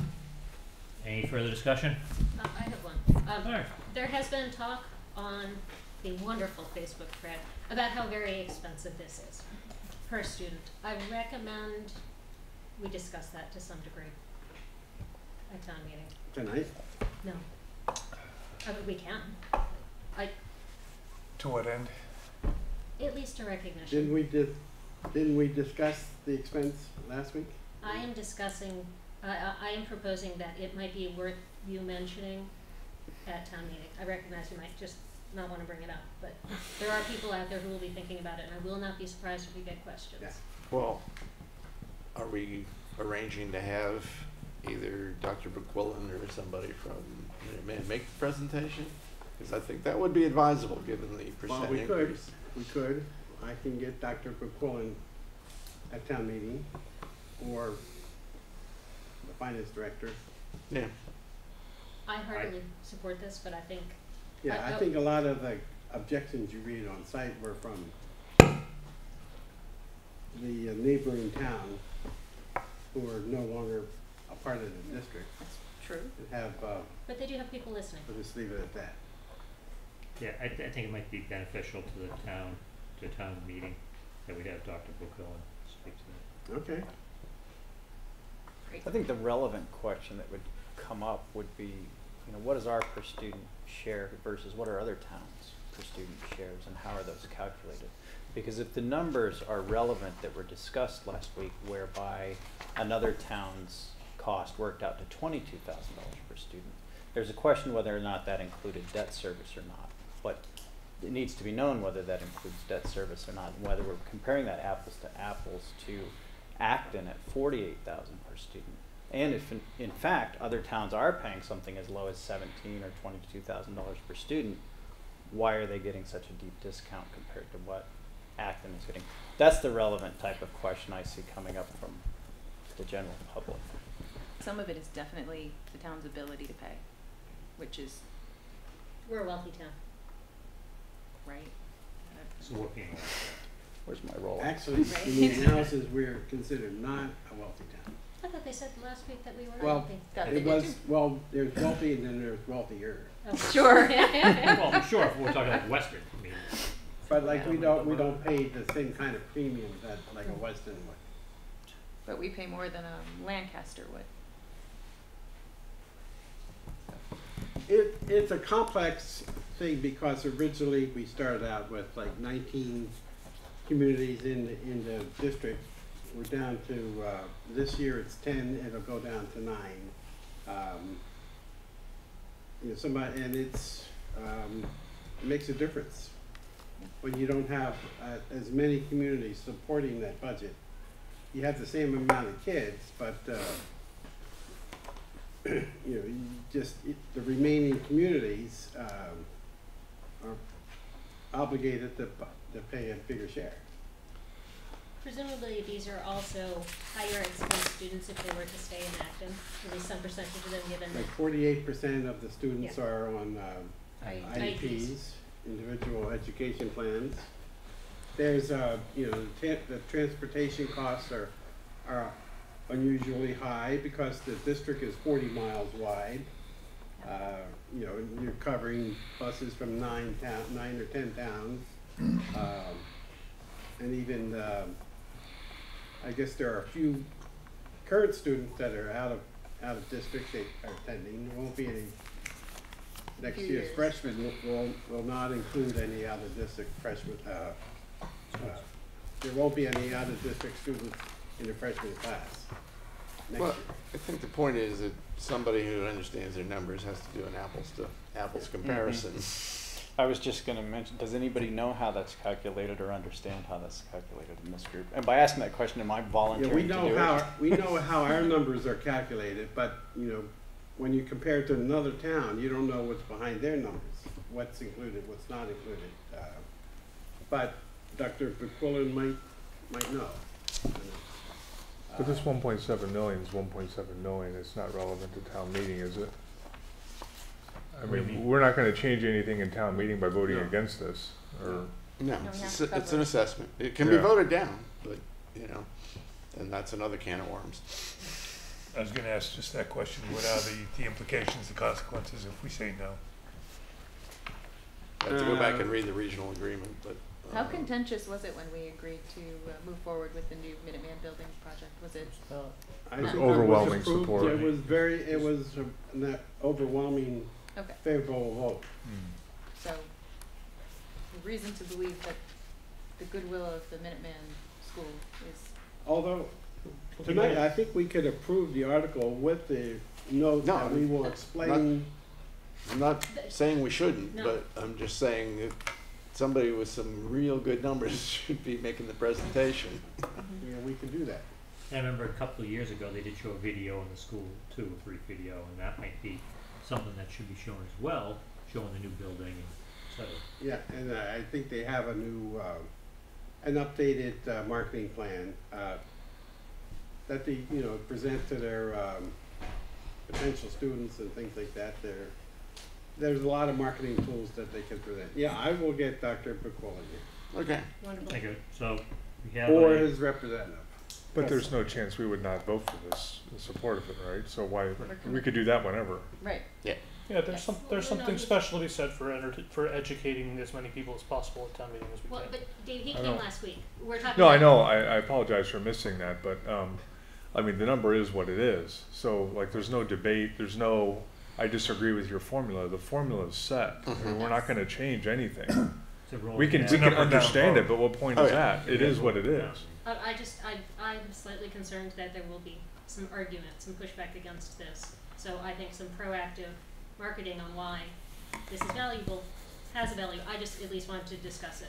And as a side comment, part of the reason why this does not have the same level of overwhelming joy that it had when it first came up is that because of the number of different bonds they've taken out on this, and the fact that this assessment goes up every year and it's not done yet, is that we're getting some buyer fatigue on this one. Let's get to the final bond. Let's get to a final number. Let's be able to plan a little better on this. And so I think part of the reason why this is getting a second look is it is a drip that is starting to cause issues. Okay, so we have a motion to recommend and a second. I believe we did. And just had discussion, so let's vote. All those in favor? Aye. Opposed? Abstain. Abstain. One abstention. Missed last week's meeting, therefore I want to get better educated before I vote. You're right.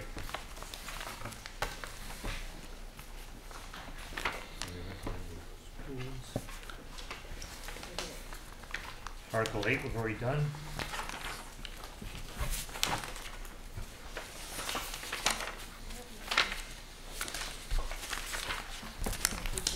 No, we don't have 9. That must be Adams. That must be Adams. Oh, was that the solar panels? Is that the what? Solar power purchase? What was 9? Nine's been pulled. Okay. What was 9? Solar power purchase agreement for the fire station. That's still on hold. It's been pulled. That's been pulled, okay. Article 10. Yeah, the Article 10 is a property disposition for 3 School Street. This is the civil defense building on the corner of School and Main Street. You may notice it. I think it's like a 2-car garage, relatively small building on a small lot. I might have to ask the town manager to jump in here, but last I spoke with him last week, they had just completed the RFP, and there was still a little bit more work to do on this one. So if we need to table it, we could do that till next week. Okay. We'll table that. Okay. Article 5, did we? Town capital? I deferred. Sorry, I asked for another week. Oh, sorry. You're right. Okay. I'm just making sure I didn't miss something. So what's, are you making a recommendation on that date? No, we're off on 10 as well. Next week? Okay. Sorry. Right. 11 and 12 are out. Articles 11 and 12 go together. These have to do with the Board of Selectmen getting the ability to lease out any portion of the 19 and 21 Maple Street parking lot, and then Article 12 gives them the right to use that, the ability to use those payments to pay off the debt for the purchase of the lot.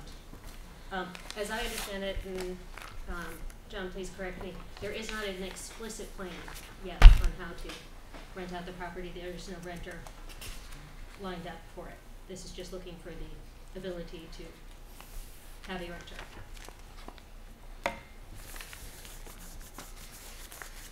I move that we recommend, can I move both articles at once? Yes, you can. Articles 11 and 12, the lease authorization for 1921 Maple Street, and the home rule petition to use those lease proceeds to offset debt payments for that property. Okay. Second. Any further discussion? Tom? I just note that the Board of Selectmen have recommended Article 11, but not yet 12, since they're kind of a package deal. John, do you know why that would be? John or John? It's confusing. John of the John. I want to see the John. The board asked me to bring that back again at the next meeting. They had a couple of questions about if the language as written is limiting the future use of that revenue. The way it was presented was that we would use it to offset the debt payments for acquiring that parcel. Mm-hmm. But the board asked whether it would make sense to not limit it so specifically. Thank so you. we're going to look into that. So given that, should we be voting on a... I withdraw my motion, and I move that we recommend the lease authorization for 1921 Maple Street. Second. Second. Further discussion? Come to vote. All those in favor, please say aye. Aye. Opposed? Abstained? Motion is recommended. I would just note, if it matters, on this big chart here, these are sent to Alma, to you. Did you pick them Yeah, up? last week I took his articles. Got it. Is that still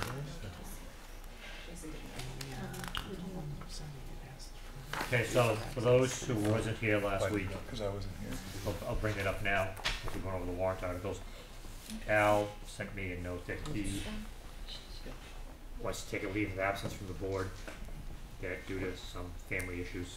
Okay. And we were determined that since he's a associate member, they were gonna grant that. I have asked them to keep me informed, you know, and ask them for a timeline, if you know when he'd be able to come back or anything. If it goes on too long, we'll then have to do that. The associate members are appointed year to year, so I believe that happens in July. Yeah. So technically, if, you know, nothing happens, we can hold the spot, but you'll probably be sworn in again in July, Okay.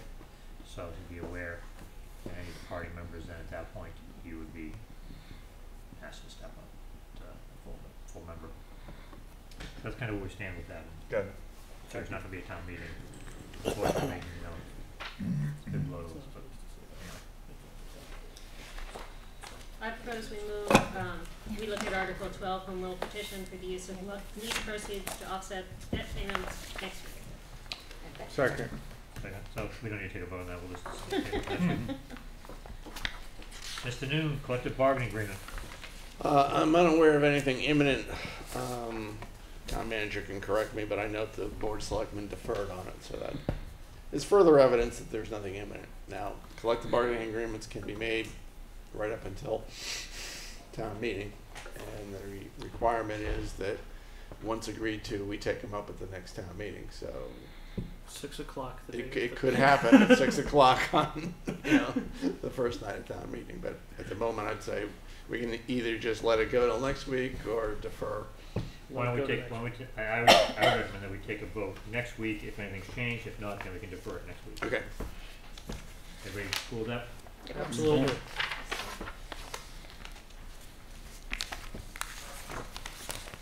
Budget transfer.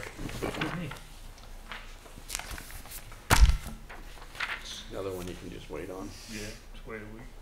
I've never seen one, but that doesn't mean it won't happen. So this could be Vote it next week. Yeah. this week, or it could be pulled or whatever. Okay, we can wait on that. Article 15 is rescind borrowing authorizations. The primary one here is one we were just talking about, Wright Terrace, CPC, borrowing of a few years ago. I believe the authorization was $990,000. There was a gift of approximately $30,000, which was not anticipated. So they did not borrow the full $990,000 that was authorized. So as a matter of housekeeping, authorized borrowing counts against your debt because it was authorized. So they just want to rescind that part that they did not borrow. So I would move we recommend Article 15. Have a second.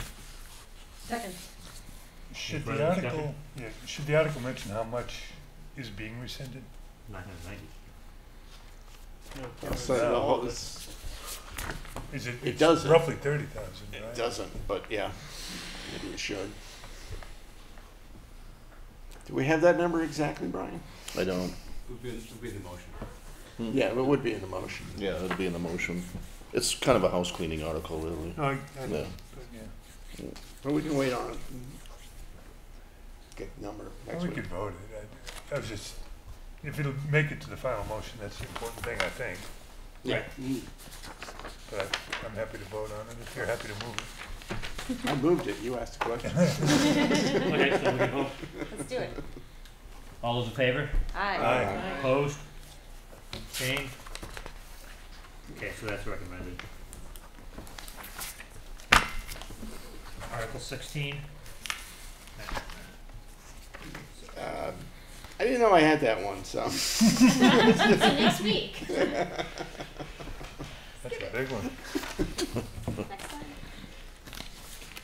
I have had experience where the article numbers changed, so because I'm a stickler, I would like for us in our motions to say the name of the article.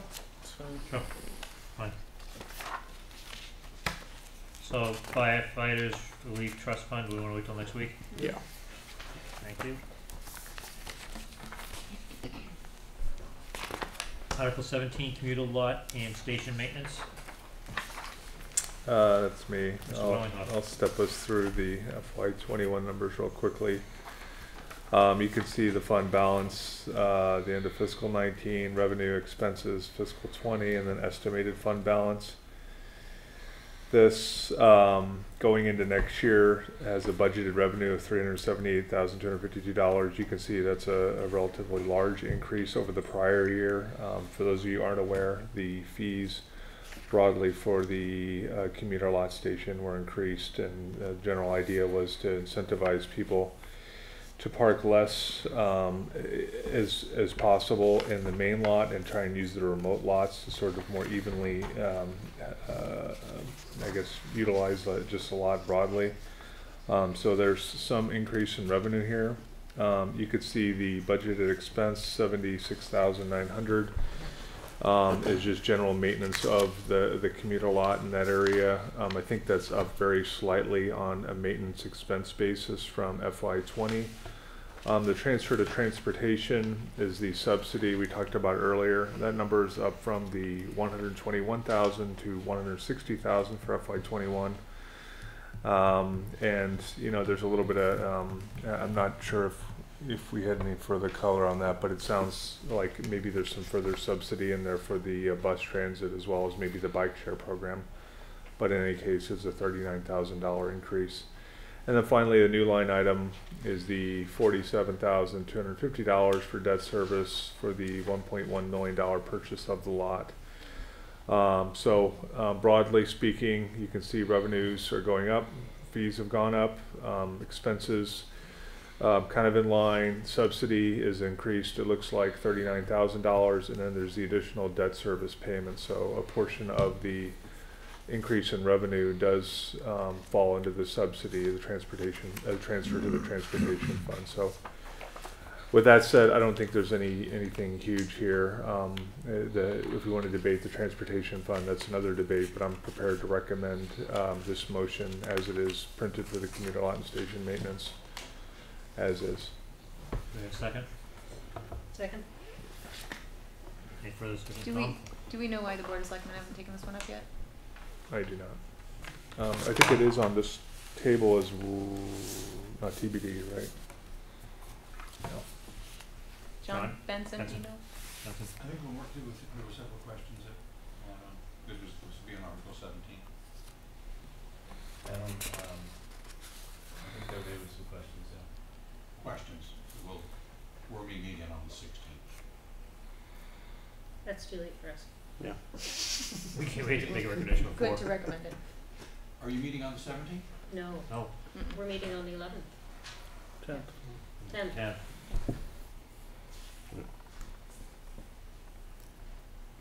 So I'm good with voting on. Just vote. Yeah, I was just curious. I do have a question. When you look at the fund balance, it's actually growing year over year by 92,000, which makes me wonder why we need to allocate any expenses. If we didn't allocate the $76,900, the fund balance would be basically, it would still go up. So just mechanically, I'm wondering why we need to. It looks like the revenues are more than covering it. Yeah, That's That's definitely the case. But you still have to account for the expenses that we incur, or? Yeah, I mean, the expenses, I think they're just sort of an inflation adjustment. I may have indirectly answered your question with the $160,000 subsidy with that, because that's where a lot of the increase had come from. But the revenue number is certainly growing dramatically because there was a doubling in fees in a lot of the different programs. And I think they sort of assume some static utilization rate of the lot for that estimate. Brian, do you have any insight on that? Yeah, so I think in the past, the communal lot, the revenues used to just go into the communal lot fund and we never really expended from it. But being a special revenue fund, I think if you are going to use any of the revenues coming in here to cover any expenses for maintenance or upgrades or whatever, you do need town meeting's authorization to bless that vote. Yeah. So you need town meeting to authorize any monies that are coming out of here. Makes sense. I have a question too on the lot. If you do charge fees for parking, I noticed that there's a few plug-in stations. Now, does the town charge somebody plugging in their electric vehicle, their Tesla, whatever? Do they pay an additional fee to use to charge their car? In other words, so if I have a car, I say I have a plug-in and I charge it home, I drive to the station, I park in a regular spot, I pay my parking fee, or I have a sticker, versus so I park in a regular spot and I charge whatever the fee is for the day, I don't know what it is off the top of my head. Or I go to that other spot and I plug in. Are they being charged a fee to park plus a fee for the electricity that they're using? No, I found that out from the other article. I think you just pay for the parking. There is no charge for Electricity? the electricity. Great deal here. Electric car. Just buy a Tesla. Love to have one. I like to see us charge for that because, you know, the town's spending money. Yep. I think that's typical though, even in private garages in That Boston. said, I think someone was telling me about their Volt or whatever, and they were paying $7 a week to drive the car. They were charging it at home, but it wasn't. Yeah, you know. We weren't talking about a large number. Yeah, I mean, it depends on how much you drive instead of it. You know, but you could have a Tesla, I guess that's 350-mile range, and you limp it into the station because you're very low on the battery, and the town charges Getting the free whole electricity. You know, it costs $10, and they charge $7 to park. Well, that's kind of, you know, we're still, as a town, as an entity, we're still paying for that electricity. It's coming out of our municipal budget. I'm just saying it might not be a big number. It might not be, but it's just, It's the as principle of the as it expands throughout the town, that can start adding up. That's my point. So, we have a motion on the floor to recommend, and we second, and discussed. All those in favor? Aye. Opposed? Abstained?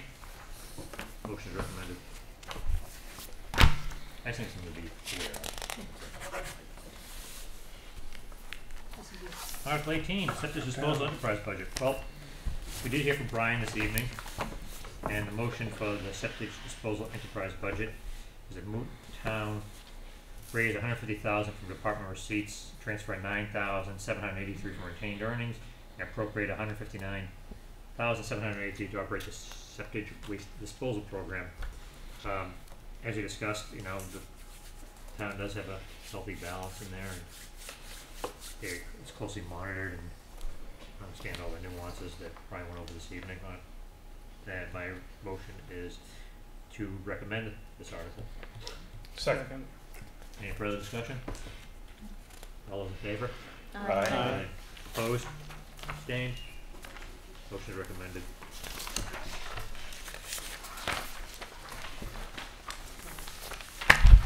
This is my article. I think it probably fell through the cracks in email. I have a question for Del Mangiarotti. This seems to be generally how the funds work out. The $149,426. I'm wondering if that's just to sort of decrease the fund because it was getting large, or is there a specific project this is intended for?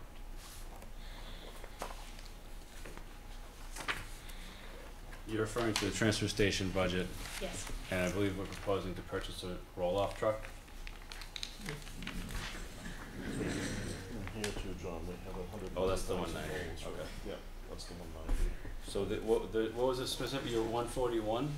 149,426. For change in earnings. I can email you and we can get back to So this that next week. 149, John, is basically just gonna cover the bottom. Oh, that's the amount we need to get to the amount of what we want to spend this year.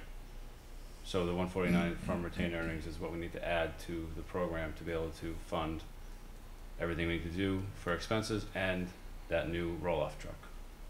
They're just taking it from the multitude of buckets. Because I thought you were saying earlier, Brian, that this fund tends to be, that the transfer station tends to be self-funded. It is, in this particular case, and that John had just kind of pointed out that it is self-funding, but we have additional expenses that we're gonna be incurring in 21, and it's not, the fees are not gonna cover that expense. These are kind of one-time, one-offs, if you would, and that's why there's a need here for appropriating some of that fund balance to cover that. Thank you. Do we know how much the roll-off truck is? Just a ballpark. What the capital request was for 190.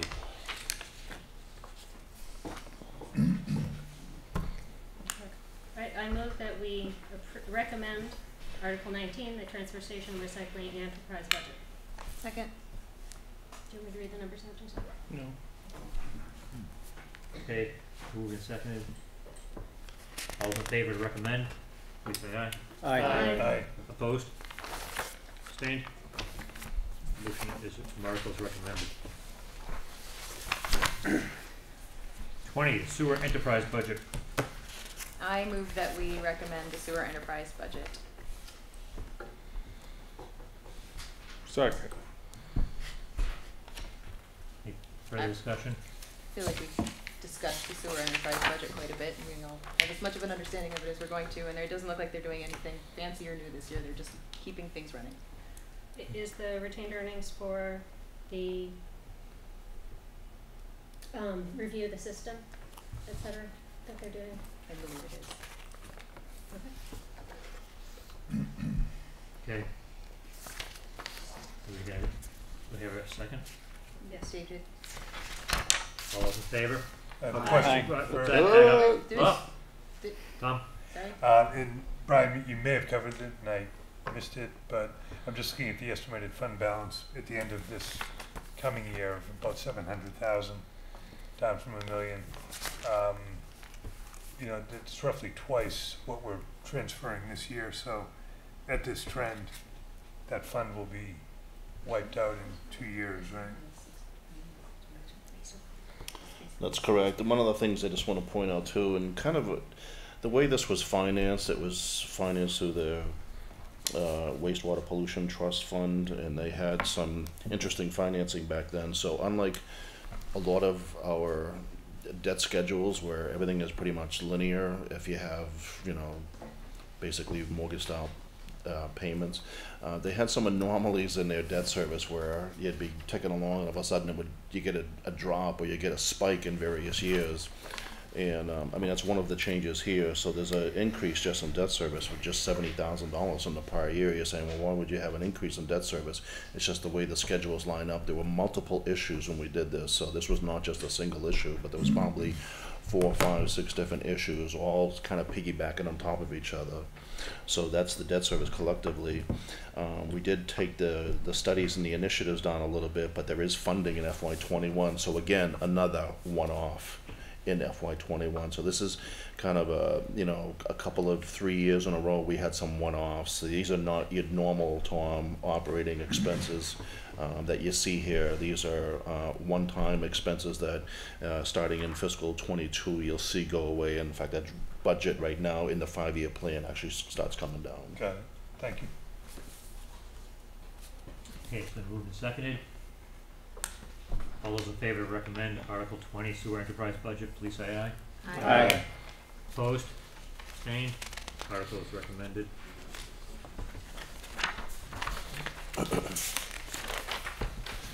Article 21 ambulance enterprise budget, Mr. Nolde. I move that we recommend Article 21 to approve the budget for, it looks like fiscal year 21, if I'm reading this correctly, 1.378723, and the transfer of their own retained earnings of $100,423. And just to be sure that I'm 100% correct, they're asking from the town for $150,000 to cover what they expect their retained earnings to reduce. Is that correct? That's correct. Thank you. Second, if that's a legal motion. Would you like me to re-motion that? It was a little wordy, but he's getting the hang of it. I'll accept it this time. In the interest of time. In the interest of time, and notice of the hour Thank you. that we were at this evening. So, is there any further discussion?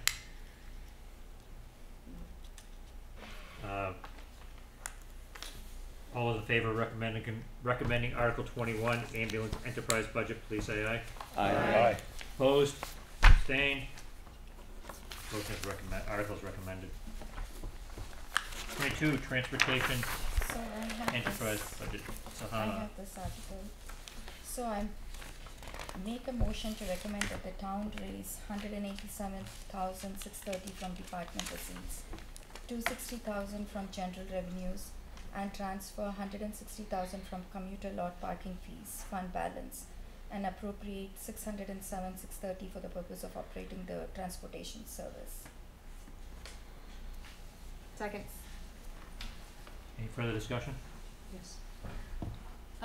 Why have the budgeted expenses gone down?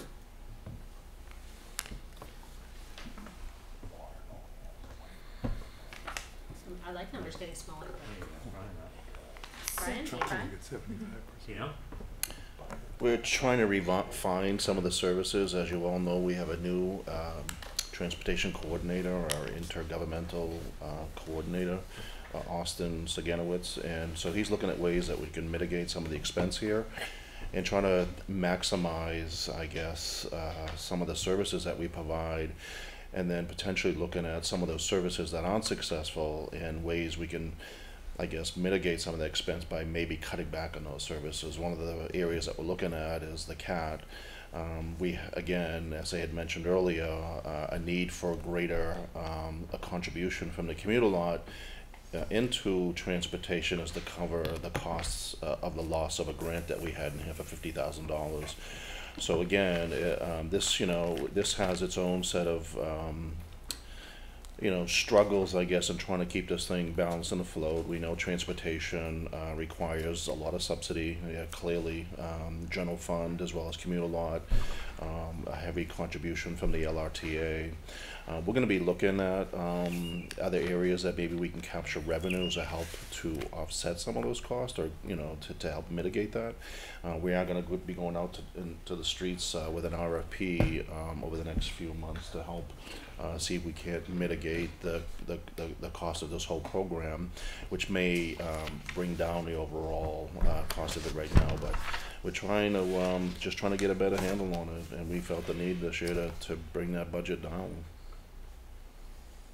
There'll be more. You'll be hearing more about transportation, obviously, and especially with the new director. So it does create some challenges. But we, again, because this goes through taxation and a tax recap, we want to make sure that we feel comfortable with the numbers and we have this thing in a position for success. We don't want to have problems.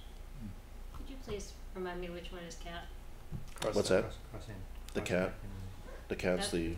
That's the bus that moves around? The, yeah. Yeah. Thank you. Okay. Is there a bird in here? Sorry. Jason has a little parrot he keeps Right, so we have a recommendation in a second. Yep. Any further discussion? We had it. All those in favor of recommending Article 22, Transportation Enterprise Budgets, please say aye. Aye. Aye. Opposed? Abstained? Motion passes. It's 9:48 now. How does the committee feel? I'd like to stop. We could do revolving funds.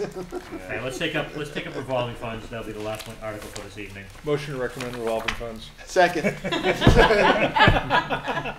We have The balance. and a second. Second. We already got a second.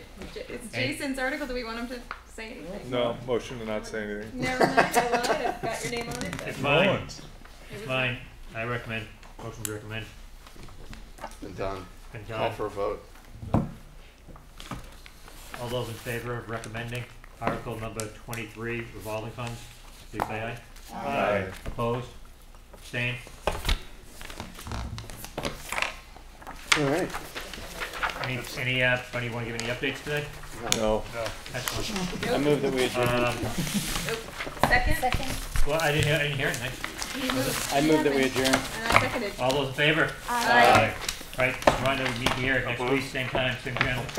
You want to get out? Benson, thank you very much for attending this evening. Are we done here again? We are here, yes, we do.